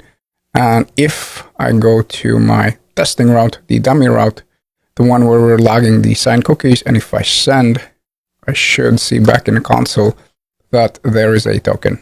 And if your result is exactly the same, you have successfully set up a login route. Nice. And while we're still working on auth functionality, let's also knock out the logout route. And just like the other two, it's going to be a public route. And when it comes to cookies, there are 2 things we need to do. So unlike the previous project, remember when we worked on the API, the jobs one? Let me take a look at the folder, final, we have auth. And then remember, we didn't even set up logout because essentially we sent back the token in the response. So the job for the front end was just to remove the token. Now in this case, it's a little bit different because we're sending back the cookie, correct? So there are 2 things that we need to do with the cookie. First, we want to set the token cookie, the one that we're sending with our JWT. equal to some kind of string value. So in this case, think empty string or whatever value that makes the most sense to you. In my case, I'm going to go with logout, I think. And the second is to set expires to something small, so maybe 10 seconds, or my preference is to go with the current time. And I'll show you the differences. So first, let's go back to auth controller. And in here, we're looking for the logout route, which is right over here. Close the sidebar. And then, like I said, we don't want to check anything. I mean, there's no really need for that. What we want is just to remove that cookie. And the way we do that, we go with arrest.cookie. And if you want, of course, you can set it up as a separate function. But in my case, since we'll just use it here, I'll set it up directly in the controller. So we'll go with arrest.cookie. What is the name? It is token, correct? Why? Well, because that's what we set it up over here with attached cookies. And you know what? Knowing my luck, let me just double check. Yep, it is token. Awesome. So once I set the name, the same name, then I need to come up with some kind of string value. Again, we can go here with a random. We can go here with empty string. We can go here with logout. That is really up to you. So we're not setting here the JWT. We're just saying that, yep, is the same token, but now the value is different. Because we really don't care since we'll remove it in a second anyway. Then we want to pass in the options. We'll still go with the same one, the HTTP only. So let's set that one up. So say true here. And then we want to go with expires. And like I said, you can set it up to something small. For example, 5 seconds or 10 seconds or whatever. And the way you do that is like this, where we go with expires, then new date again. Then we go with date dot now. We invoke it. And then remember, we need to add those milliseconds, essentially time, in how long it's going to expire. And if you want 5 seconds, you can just multiply 5 by 1,000, correct? You guessed it correctly. So we're going to go here with 1,000. Now, in the browser, you'll be able to see that. You'll be able to refresh and you'll see that in 5 seconds, the cookie disappears. Now, you're not going to be able to do that in a Postman. So therefore, my option is to always send just an empty one. Essentially, what that means is just to remove these 5 seconds. And I'll show you the differences in a second. So let me go to the Postman. And in there, I'm looking for the logout one. So first, let me save the login user so it's here. And then I'm looking for the logout user. I don't have to pass anything. I just send. Doesn't seem like we're getting anywhere. So logout here, logout exporting, okay? And of course, since I'm not responding anything, my apologies. Now, as far as the logout, you don't have to really send anything back. I mean, again, this is going to be the case where the front end sees 200 and it's like, okay, everything is fine. But just while we're testing, let me add the status code as well, meaning let me add some kind of message in JSON. So status code you would still send back. What I'm trying to say is you can simply do something like this, res.send, and whatever, correct? Because it doesn't really matter. As long as you send 200, we're in good shape. But let's just be more precise and let's say res.status. Then let's set up a status code. We'll go with OK. And then, like I said, just for development purposes, I also like to add that message so then I can clearly see what is happening while I'm working on application. But in general, front end is not going to use this. So we're going to go with user logged out. Let's add exclamation point and let's save it. Now let's go back to our Postman and let's test it out. So we have logout route. And once I send, notice something interesting. So I still have the cookies, but the value is the logout. And here we have expires. But the thing is, with Postman, there's really no way for us to refresh this. But we can do it in a browser. If you go here to application, and if you have cookies, you can refresh it here. So let's say if you have a cookie, you can refresh and just double check what is happening. And that way you'll be able to see those 5 seconds. Now that's not what is happening in the Postman. So actually my preference is following, where in my application, instead of going for these 5 seconds or whatever, I just remove, I go with current time. And then when you'll notice that once we send the logout, then essentially we won't get back the cookie. And what happens if I go right now and check it over here in our dummy route. Once I send, if you take a look at the console, there won't be nothing there. So there is no cookie. So we have successfully removed it.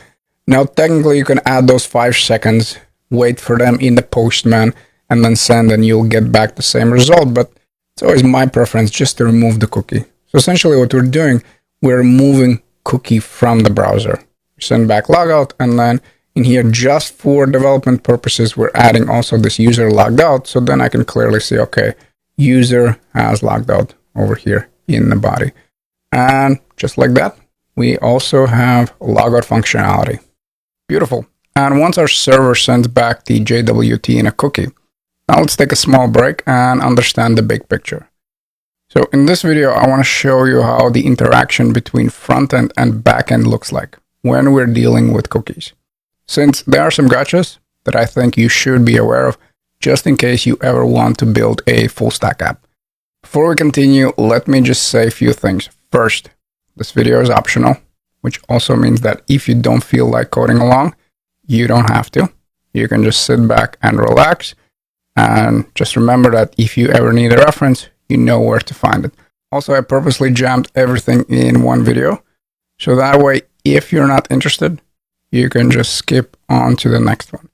Now, for starters, what I did is I took the starter. So in the project number 10, we have a starter, and I just copied it. And I set it up on the desktop. And I strongly suggest you do the same, because that way it will stay for your reference. And also, that way we're not messing up with our current code. Now, we're not going to add many changes to our backend, but I always think it's a good idea to set up different functionalities in a separate place. So first, I want to open up my text editor, drag and drop. So that's going to be our current project. Basically, just set up in a different location. And here, I'm going to go with npm start. So we spin up the server, and then we want to look for the e-commerce one, and you should see final frontend. Now, if you don't see this folder, then you'll have to navigate to my GitHub, basically where the repo is located. So go to GitHub, you're looking for Node Express course, and you'll have to get it one more time. My apologies. Yes, it is because I was adding this content later. So look for this final frontend. That's the one that you're looking for. And in there, you'll find 2 directories. One is going to be just frontend, and the second one will be React frontend. So first, what I want you to do is take this React frontend, and in my case, I'm just going to drag and drop and set it up on a desktop. And then what we want to do is go back, and in here, we want to take the other one. Let's right away rename it public, since remember, that was our naming convention as far as setting up public assets. So let's go here. Let's say public, and then take it out. And then I want to set it up in my cookie example. So you can directly drag and drop in there as well. So let's go here with public. And then remember, in order for everything to work, we also need to go to app.js, and we need to set up express static, correct? So either you can do that above the express.json or after, or even after the cookie parser. Doesn't really matter. You can go here, app.use, and we're looking for express static, and then we need to pass in the path, correct? And since I renamed this public, I can simply go here with public. Let's save. And again, just to stay on the safe side, I'm going to go with npm start. So I'll start up the server one more time. And then if I navigate to a localhost 5000, we should see something pretty cool. So let's go here, localhost 5000, and check it out. So now I have a login form with email and password. So this is going to be connected to our database. And then we have the testing one. So that's going to be this route, basically where we are console logging this rec and signed cookies. And in here, I can see the API and version 1. So that's going to be the route. And I'll show you the front end in a second. And then we have a logout. And the goal here is to show you how the front end looks like when we're dealing with cookies. So at the moment, if you go to applications, everything should be clean. I mean, that's how it should be. So if you have anything here, then just remove it. So in my case, I'm just going to remove everything. We'll start from the scratch. We refresh. And now if I go back to my project and take a look at the public, notice how everything works. So in the index.html, basically I have a form for email, password, and all that. And then I also have two buttons, one for testing and one for logout. Again, testing one will go to that dummy route, this one over here, the API version 1. And then if we take a look at the browser app.js, so I'm selecting all the elements, okay, that's cool. When we click on a form submit, we actually have a fetch request where to API version, auth, and login. Now, since we're on the same server, notice how we don't need to pass in the URL here. We just go with / and we're making what? We're making a post request. And then if we're successful, then we clean out the inputs and then we basically store the cookie. So there's not going to be much on the front end that you'll see. Now, when it comes to a testing button, what are we doing? Well, we have fetch request here, and I just go with API and then a version 1. So again, this is that dummy route where essentially I just want to check whether cookie exists. And lastly, we have a logout one, again with API version 1, auth, and logout. And this is where we log out, so we can see that we have no more cookies on the front end. So first, let's go to a browser and let's try clicking on that testing one. So let's click here a few times. And then once we go back to a server, notice we're trying to log rec sign cookies, but nothing is there. Correct? Why? Well, because we haven't signed in. There is no cookie on the front end. So if I go back, and I believe my user was John. So let's just go here with John and the famous password. Let's put it in. And notice something really, really cool. So here I have a token, correct? And what is here the value? Well, that is my JWT. And then the rest of the stuff as well. So this is HTTP only. And what this means that now once I continue making requests from the front end, if we'll take a look at the console on the server, we'll actually see our cookie. So once we log in, we get back the cookie. And then if I start pressing on testing, check it out. Now I have multiple requests coming in and we successfully access the token. Now, if I'm going to go to a logout, remember the functionality. We basically wipe out the cookie, correct? We go here. Notice this is logout. And I believe we set it up for 5 seconds or something like that. So if I refresh, notice now the cookie is gone. So I wasn't able to show you that on a Postman, but now I can clearly show you that. Again, let me repeat. We can go to controllers. We're looking for auth controller. And then when it comes to logout, you can simply go here with nothing.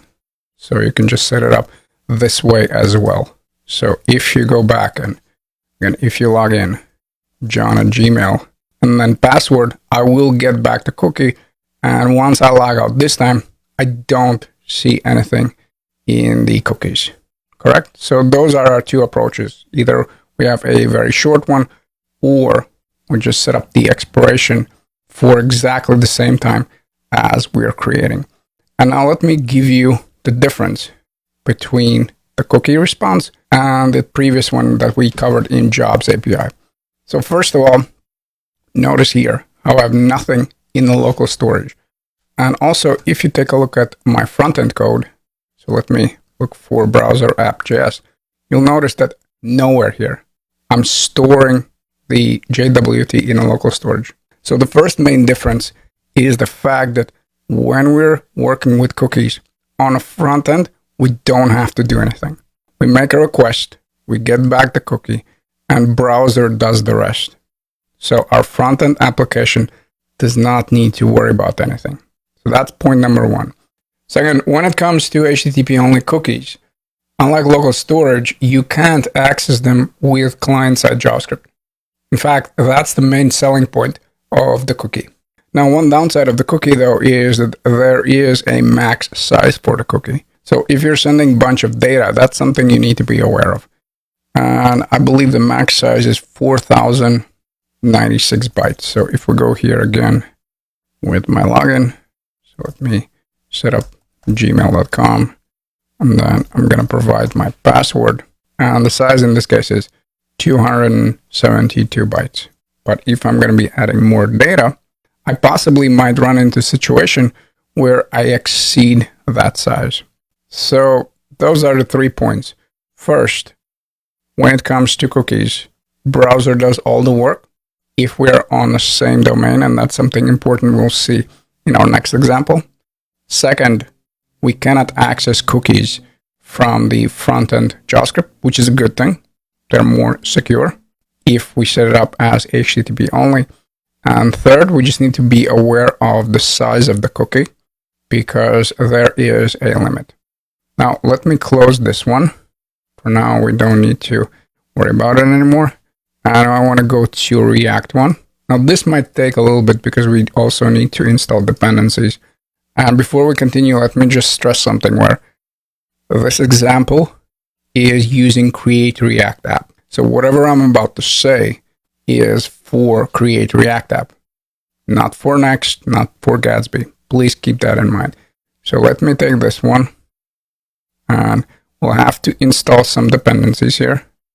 So first, let's go with npm install, and then npm start. Now, I'll probably pause the video because it might take a while, and then I'll resume once the dependencies are installed and my application is running on localhost 3000. And once everything is up and running, we should see the same application. However, in this case, there are two major differences. First, we're not on the same server, and you'll see why is that important just in a second. And second, we are using React, and more specifically, Create React App. So first, what I want to do is open up the console. Everything is fine, beautiful. But if I go to a testing one, whoa, what happened? I mean, everything should be correct. If I take a look at my code, I go to root URL. And what is a root URL? Well, it is HTTP localhost 5000. So that is correct. And as a quick side note, therefore, in this project, we set up our server on 5000 because by default, the Create React app is on 3000. And even though I can change the port and all that, I thought that it's easier if we do that on a backend. So there's definitely no issue with a URL. That is correct. And there are definitely no issues with the paths as well. They're correct. So I have the root URL, which is 5000, and then API version 1, and blah, blah, blah, blah, blah. So what is the issue? Well, if you remember the jobs project, at the end of the project, we installed CORS library. Why? Well, because if we want some front-end applications that are not on the same domain, again, the biggest difference is that this public one is on the same domain. It is on localhost 5000. But if our front-end application is not on the same domain, basically if it's on localhost 3000 in this case, then by default, it does not have access to any of our resources, what we have on a server. And if we want to make them available, then we actually need to go to our app.js. Now, I already installed the package. The package is CORS, if you remember, and then we just need to invoke it. So let me go here where we have all the packages. So I'm going to do that after cookie parser. So const, and then looking for CORS, that is equal to require. Then we want to get the CORS package, and then we want to invoke it. Again, we can do that in front of tiny, or we can do it after express static. Does not really matter in this case. So we'll just go here with app.use and invoke CORS. So now if I go back, now at least we should be successful on making that request. Now we still won't have any cookies. That's something else we'll have to deal with. But at least we should not get that error. And we don't. So everything's fine now. Again, let me double check the application. Now let me refresh everything. Let me clean it out. And let me try to log in. So for starters, we for sure know that everything works. Meaning we don't have these course errors. Because again, I know I've said this already a million different times. But if the front-end application is not on the same domain, you will have to make your resources available. And you do that using this course package. And if I'm looking at the server, more specifically console, well, I can see that there is no cookie. All right, so let's try to fix that here as well. So let me go with this one. And then let me provide the password. And once we do that, everything looks about right. Even if I go to a server, I can see that login was successful, but I don't see the cookie. Why? Well, one more thing we need to keep in mind with cookies is that we can only send them back where they came from. Now, what that means is that we can only use cookies on the same domain. So it was very easy here in the public. Again, it's on our domain. We can send it back and forth and we're good to go. But the Create React app is where? It is on localhost 3000. So this is where we need to start doing a bunch of acrobatics. And again, this is just to showcase how it's going to look like with Create React app in development, where basically we'll set up the proxy. But at the end of the video, I'll show you the example code for production application if it's deployed on Netlify. So for starters, if we're just in development using Create React app, the fix is following, where we want to go to a package JSON, and then all the way in the bottom, or somewhere basically in the package JSON, you want to add here a proxy. And it's just a fancy way of saying that when we're going to be making some type of request, the request will be directed to our server. And you'll see what it means in a second. So in here, I'll set up the proxy. And what is the value? Well, that needs to be our localhost 5000. So again, just to speed this up, I'm going to go here with 5000 because that's where my server is. So if I want to nicely send the cookies, then I need to add here the proxy. And then let me just double check my code. So in the app.js, yep, I have /. So let me remove this trailing /. You want to save, and I suggest restarting the server. So go here with npm start. We made some changes in the package JSON. And now back in the app.js, what you want to do is instead of using the root URL, you want to use the second one, this API version 1. Because now every request basically will be directed here to this localhost 5000.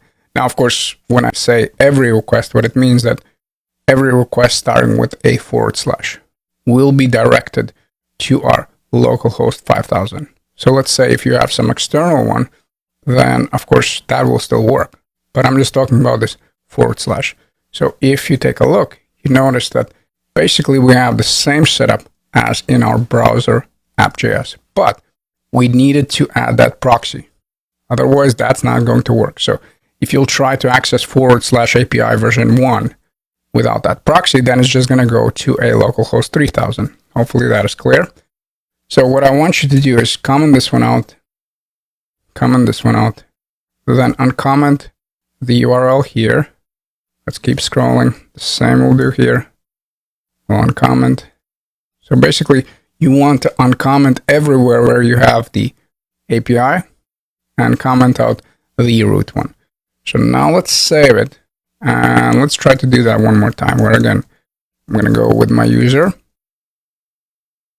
And then let's try to log in. Let's send it.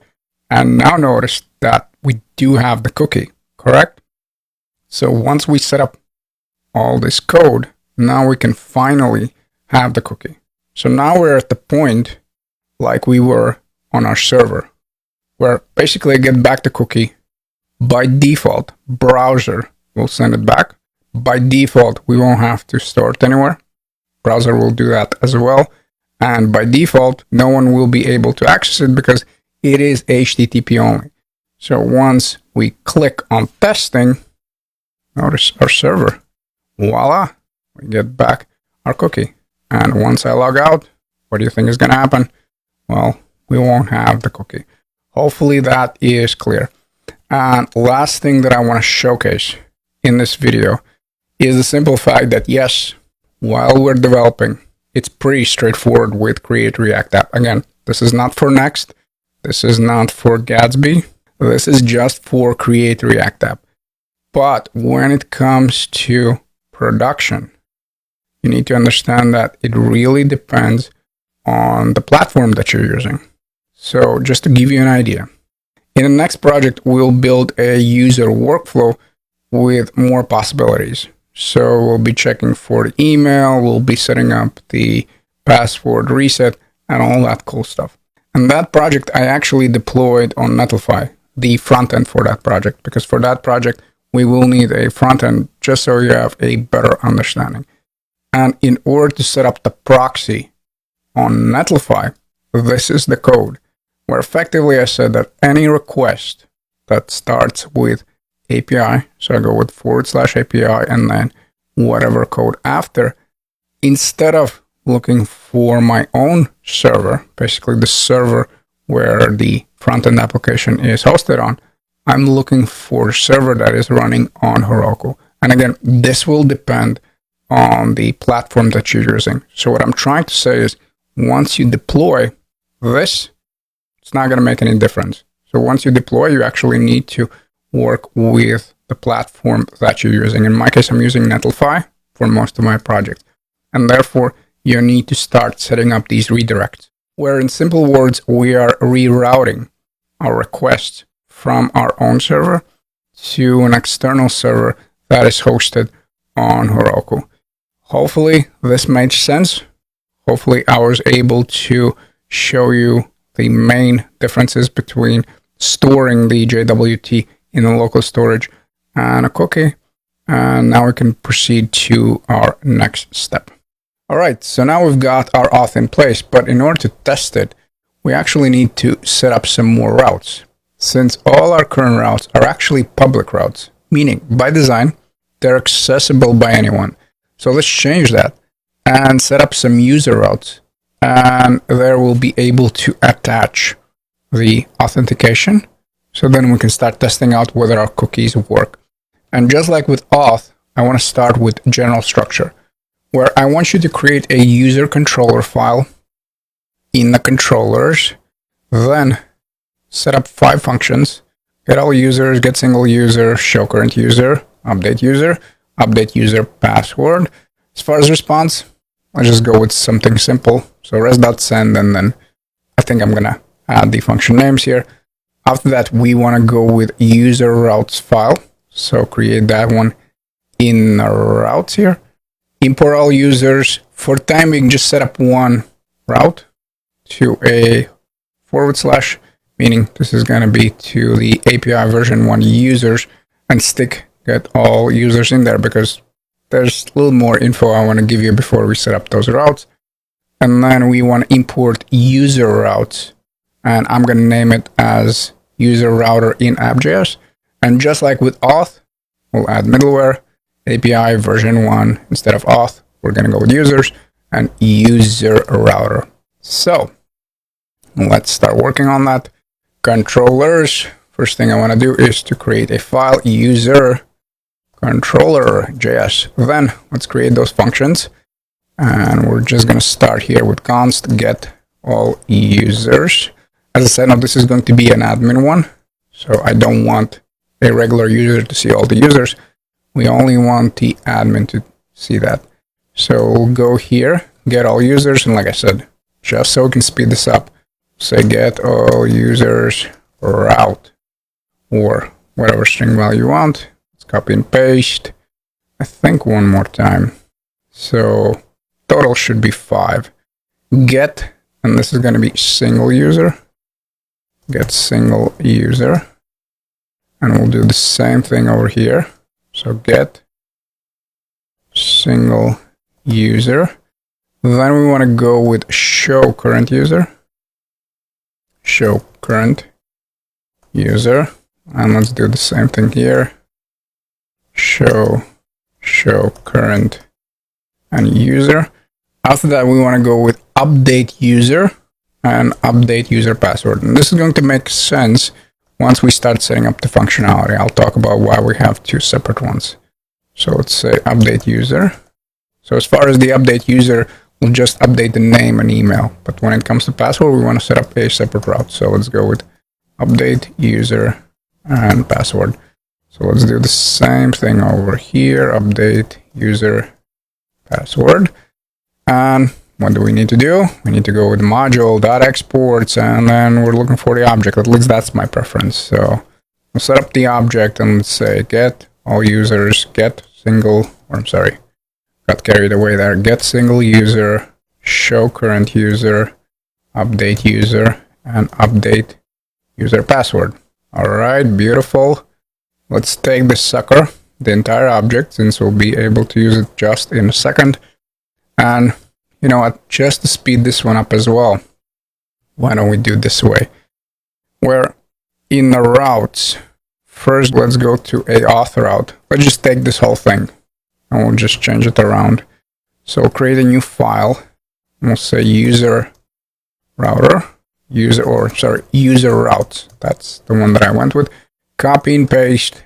Make sure you change the controller, because that's what I usually do. I add the correct functions, but then they're still coming from the auth controller, which is not what I want. So I'm just looking for this boilerplate code where I don't want to create a router from the scratch and all that.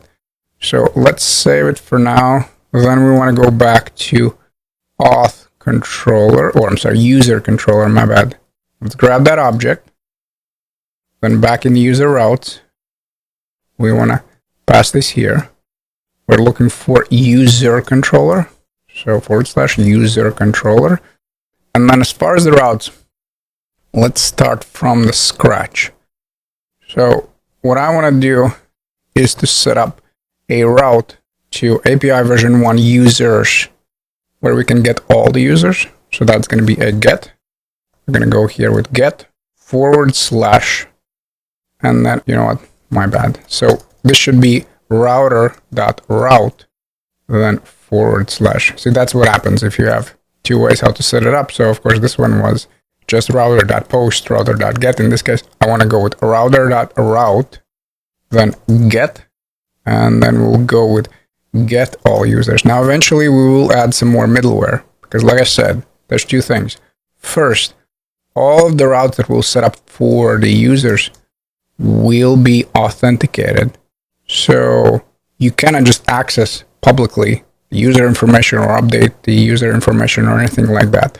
So all of them will have the authentication middleware. But not only that, some of them, like getting all the users, will have only accessible with admin privileges. That's why we have the roles. So hopefully that makes sense. For time being, of course, they will be all public. We'll just test them out. We'll just set them up. But then eventually they'll be only available if the user has logged in. So router.route / then get method, and we're looking for get all users. Then I want to look for that specific user. If you remember, or something like this, where we go with router.route, and we're looking for / so this is going to be to the users, and then we want to go with get function, and we're going to be looking for get single user. That's the one that we're looking for. Then I want to go with show current user, but the placement is extremely important. Why? Because when it comes to this ID, it's actually going to match whatever we have for the show current user. Now let me just showcase that. So let me move up above the ID, and we're going to go here with router.route, and then we go with / show me. And I'll talk about why this route is very useful, but not for now. We'll talk about it once we set it up. For now, I just want to showcase that if this is going to be below the ID, then essentially what happens if you're trying to hit this route, it's going to return an error where it's going to say, well, I cannot find the ID.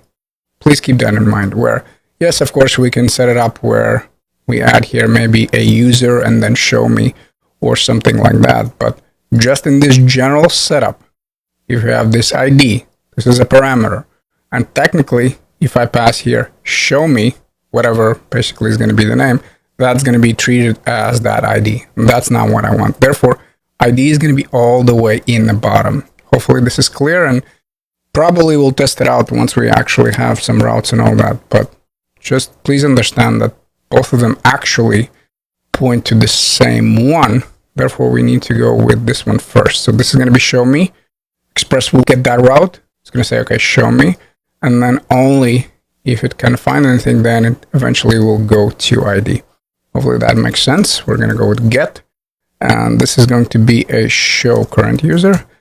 And these two, update and update user, are actually a post routes. So in this case, we're going to go with a router.route, and again, /, and we're going to go with update user. Then we'll go with post route, and we're looking for update user, copy and paste, and this is going to be for the password. So password and password here. That's going to be the controller. Again, same deal. Notice how we right away have the / correct. And then after here, we're looking for the parameter. So if we'll hit the route and if it's going to be placed after the ID, Express is going to be like, okay, so the ID that you're passing in is update user password or update user or show me. But that's not the case. Again, yes, there's multiple solutions for this. We can add here maybe a / user, or maybe even we can place them in admin. But that's not what I want. This is very, very important for me to show you. Then we want to navigate to app.js. Pretty much the same deal. Copy and paste. Looking for user router. This is going to be user routes. And then once we scroll down past the auth router, we'll set up users. In this case, this is going to be a user router. Now, let's right away test them out. So let's go back to the Postman.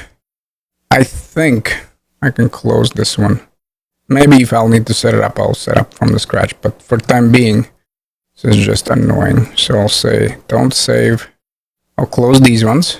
And then in the e-commerce, I'll create another folder. And I'm going to call this one user. And again, we're looking for 5 routes. So first, I want to go here and I want to say get all users. It's going to be a get route. We'll look for URL. We'll say / users. And then this is going to the root. So we can just send and we should get all users route. Now we want to save this one. And again, I just need to be careful since I have all these devs and all that. So I'm going to go here. I'm going to go to user. And I'm just going to say get all users. All right, awesome. Then we want to do the same thing for the rest of the routes. So I'm going to close this one. I'm going to go with get. And in this case, I'm going to be getting a single user. So I'm going to go with get URL. And then if I'm going to go with users and then some kind of ID. Again, at this point, we don't have the ID, but I'm just going to say 1, 2, 3. That's going to be my ID. Once I send, notice here how we're getting a single user. Okay, awesome. Get single user. Then we want to go with show me. So this will display info about the current user. Let's close this one. And then let's just go here. And I'm going to say URL, then users, and / show me. Once I send, show current user. And I know that you're probably sick of hearing this. But let me just showcase what happens if you move it below in the router. So let me go back in the, user routes. If I'll move this sucker or any of the update user and update user password below, and if we're going to go back here to the, let me close these ones, user controller, and then I'm looking for that ID. Remember, that ID is in params, correct? So why don't we send back what we're getting back in the rec.params? So go here, rec, and params. So that's the object that we're getting back over here. And then let's go back to the single user. So if I send it here, it's going to be ID 123, correct? Now, if you're going to go with users and then show me, and if it's going to be below the colon ID, then this show me will be treated as that ID. Notice, show me. And that's not what we want. So basically, we want to set this up as a separate route. And yes, there's multiple ways how we can do that. But one of the ways that I want to show you is by essentially just keeping track of which route is in which order. Now, these ones doesn't really matter because the names are different here. So update user password, and all that is different than show me. But this one is treated as a param. So essentially expresses like, well, whatever value you pass in there. Hopefully, third time's the charm. So now it's definitely clear why we're doing that. And now let's set up 2 more routes. So we have one for update. So let's go here. Or you know what? It's actually not going to be post. It's going to be a patch. My apologies. Actually, I've been setting up everything correctly. Let me go here with URL. And then we're going for users. And then we want to go with update user. And let's right away set up something in the body. And let's also set it up there so we can get it back. So let's say we're going to go with name. And that one will be equal to a Bobo. Let's save it here. We'll say update user. And actually, let's go back here and let's fix it. This is not post route. We're going to go with patch because we're updating data. My apologies. I added these routes later. So yeah, I'm kind of working on them on the fly. My apologies. So let's send it here. We have update user. And if we take a look at the controller, if I simply go with the rec.body, I should see the name there. And yep, I have name Bobo. And now let's do the same thing for the password. So let me remove this one. Let me go with patch here. Then we'll go with URL, then / users. And then we're looking for update user password, like so. And as a side note, this is different than forgetting the password. That one we'll set up over here in the next project in the user workflow. That's where we'll deal with emails and all that cool stuff. This is just, imagine the GUI, the graphical interface, where you have the current password. You basically need to provide current password and then you provide the new password. That's it. So this is not forgetting the password where you're getting the email. We'll cover that one in the next project. And in this one, I'll say update user and password. Let's save this. And let's just pass in some kind of gibberish. Say raw, JSON, and we'll say password. And that will be equal to a secret. Let's do the same thing just so we know that everything works. So res.send. We're going to send the body. And if you can see password is equal to whatever value set it up, congratulations, we have the user route structure in place. Beautiful. Once we have the structure in place, now let's start setting up the functionality. And first, I want you to work on these 2 controllers, get all users and get single user. And this should be extremely familiar. Where in the get all users, I want you to get only the users where the role is user. Now, you can get all of them, but just so you remember how to work with options object, I suggest getting the users where the role is user. And I also want you to remove the password from the response. Because remember, if we just get all the users, we'll get all the keys with the values. I want you to jog your memory how we can remove something from the response. And then as far as get all users, just send back all the users. Again, eventually this will be protected route. And as far as get single user, let's get the user, only one user, whose ID matches the one that's in the params. Again, we want to remove the password. That's not something we want to send back. If there is no user, let's throw a 404 error. If there is a user, awesome. Let's send back the user in the response. All right, so let's start working on that. And first thing we need to do, well, we need to get the imports, correct? And I purposely didn't add that in the README because I wanted you to struggle a little bit. So let's go here with const user is equal to require. And then we're looking for the model. So models, and then more specifically user. So then we want to get the status codes. At least I do. That's really preference. So status codes, and that's going to be equal to require HTTP, and we're looking for status hyphen codes, and then at the very end I also want to get the custom error because we'll be throwing some. So custom error, and that is equal to require, and then we're looking for the errors folder, and since we're exporting from the index, that's all we have to do. Now, getting all users, what is the method that we can use? Find, correct? The only gotcha is that we only want the users where role is user. How do we set that one up? Well, we go here with const users is equal to await user dot find. So I want to get all of them, and I find only users where the role is user. So let's go here, role, and we'll set it equal to user. So that's the first part. Now we're getting all the users. Now what about removing the password? How we can remove them? Well, we can use select. We can go here with select, and we just need to say, well, what property I want to remove. And in order to do that, I go with negative password. So this just removes it from the response. And now in the next line, we'll go with arrest.status, status, and we'll pass in the status codes. We'll be looking for OK. And then we'll add JSON. And in there, we'll just say that we're sending back the users. Now, I'll test it once I set up the second one, just so we don't have to jump back and forth. As far as a single user, ID is in the params. We already know that. If you want, you can destructure it, but since it's only like, 5 lines in the code, I think I'm just going to leave it there. So let's remove this line of code, the arrest.send one.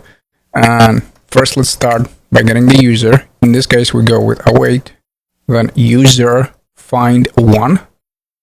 Very important. This is getting one user where ID is equal to rec params, and remember ID. And then same deal, I want to remove the password, so minus password in the response. But we also can have a case where such user doesn't exist, correct? So let's go here with if no user, then let's throw a 404 error. So throw new custom error, and we're going to be looking for not found error, and we'll say no user with ID, and then let's look for rec params and ID. Then eventually, if we're good to go, where's that status? And you know what, this is going to be much faster. Where's that status code's okay, and then user instead of users. And now let's go back. Since they're both public routes, we can test them right away in our postman. So let's go to get all users. Let's send. We get back all the users. So these are only the users where the role is user. Since in my case, John is an admin, I can only see Susan and Peter. And if I want a single user, I just go here and grab the Susan one. I change it around to this ID, send it. I get back to Susan. I still don't see the password, which is really, really good. And if I'll start passing in wrong IDs, then we'll start getting the error responses.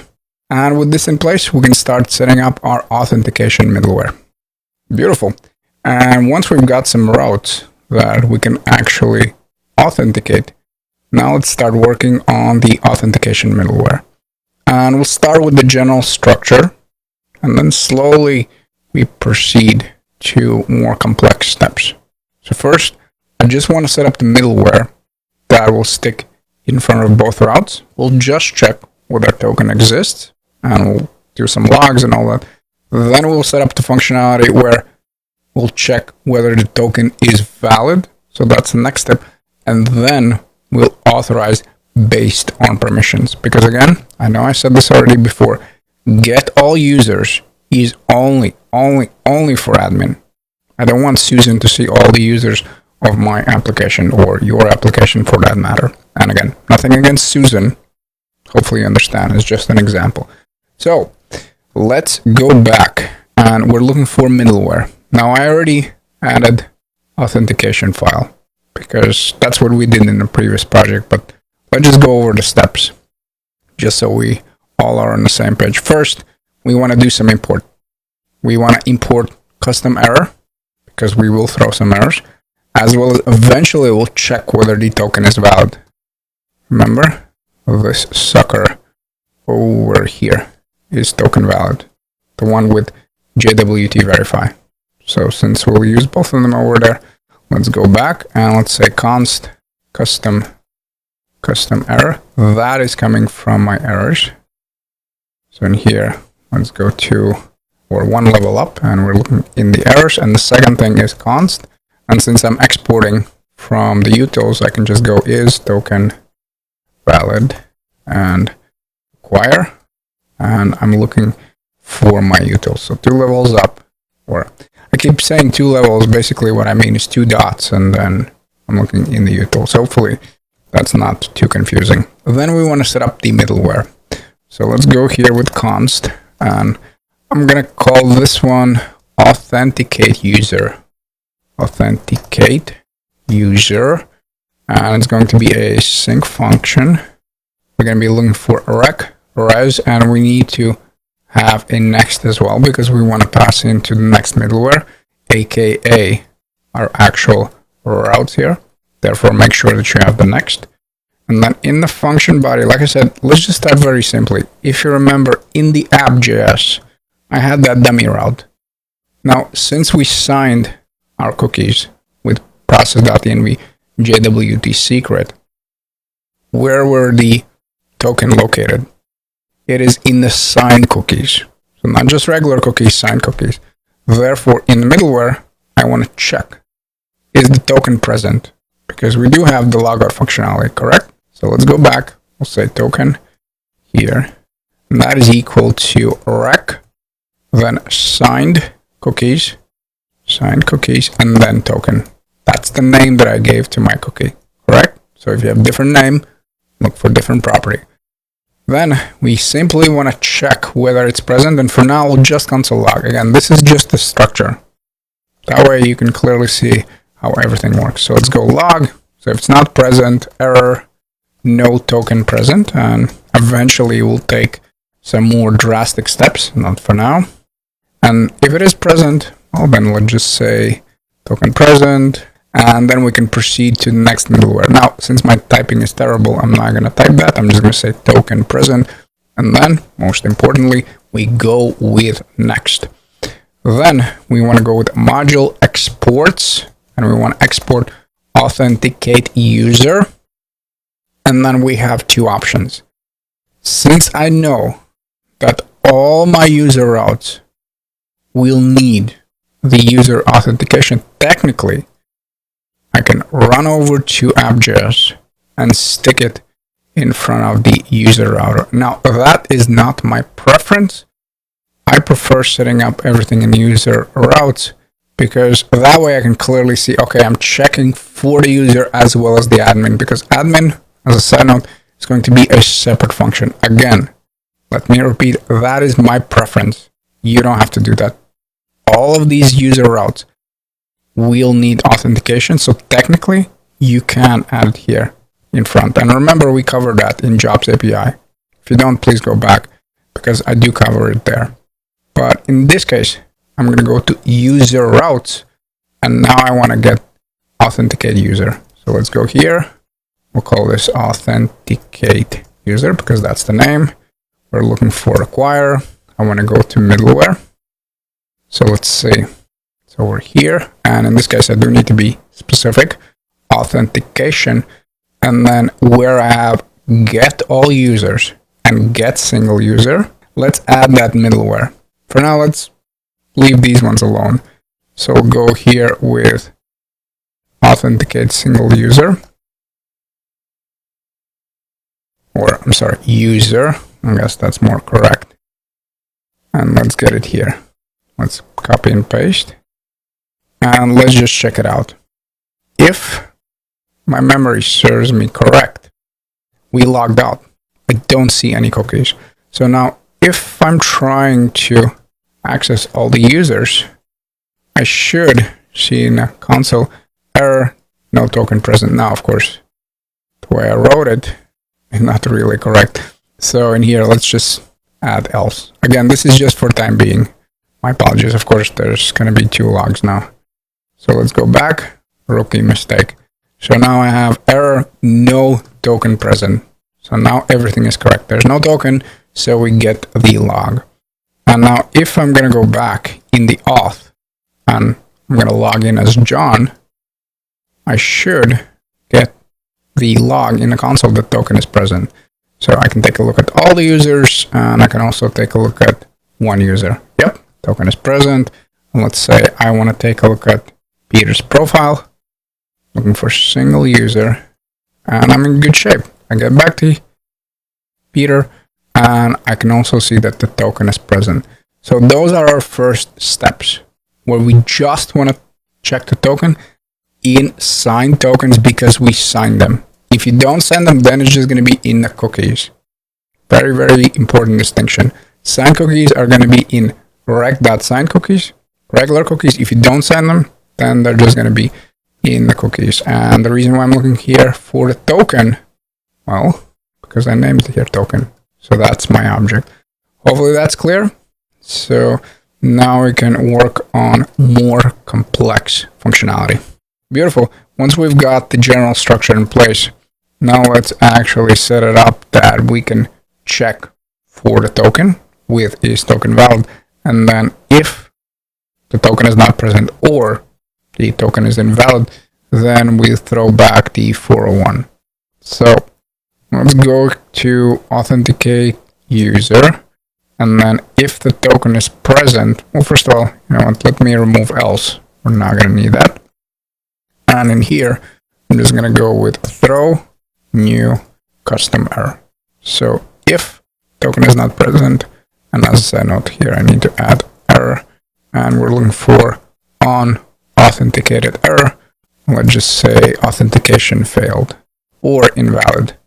So invalid, let's save that one. So if there is no token, let's say if we have logged out, or if the user hasn't registered or logged in, then this is what will respond. Now, if the token is present, then let's set up try catch, and we need to go with const payload. So that's the payload that I'm looking for.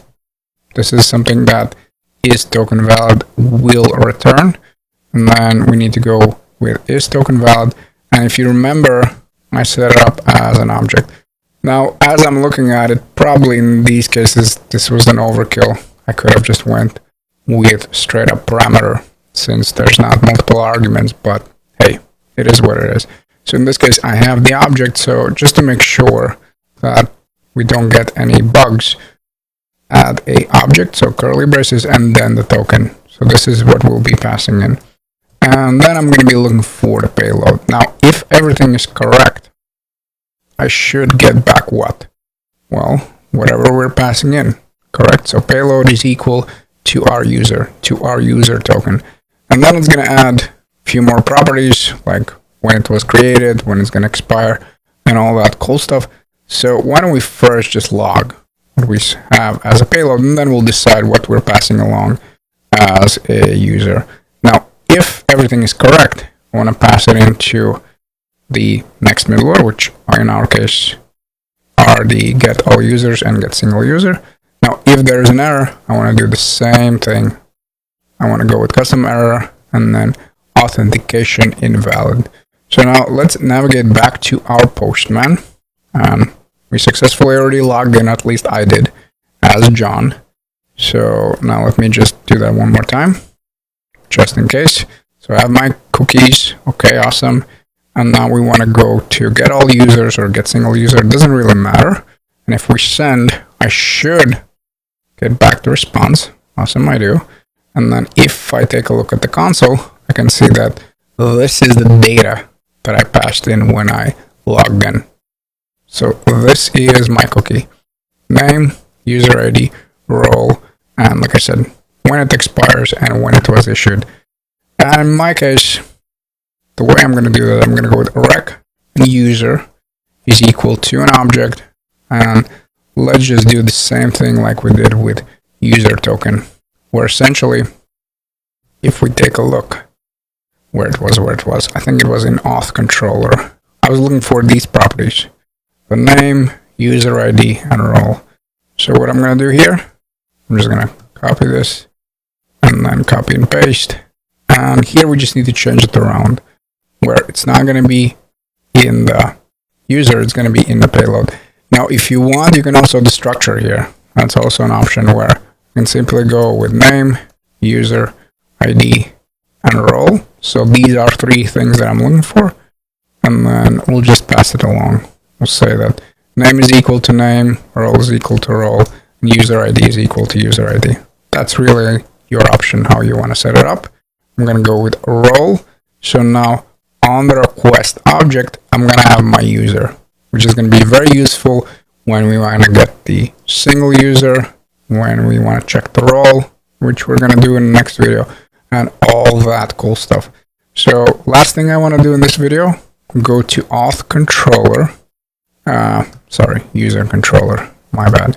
So in the user controller, now if you want, you can do it here. It's going to do the same thing. I just want to log the user on request, just so you can see that it exists. So I'm going to go with rec.user. And again, we'll navigate back to the postman. We'll make a request. And voila, I have my John here. I'm named John, user ID, and you can read the rest. And if you can see, the same thing, we have successfully set up our first authentication level. So this just authenticates the users, whether user exists. Our next step is actually to check for the admin, because like I said, some routes, aka get all users, is going to be restricted to only the admins.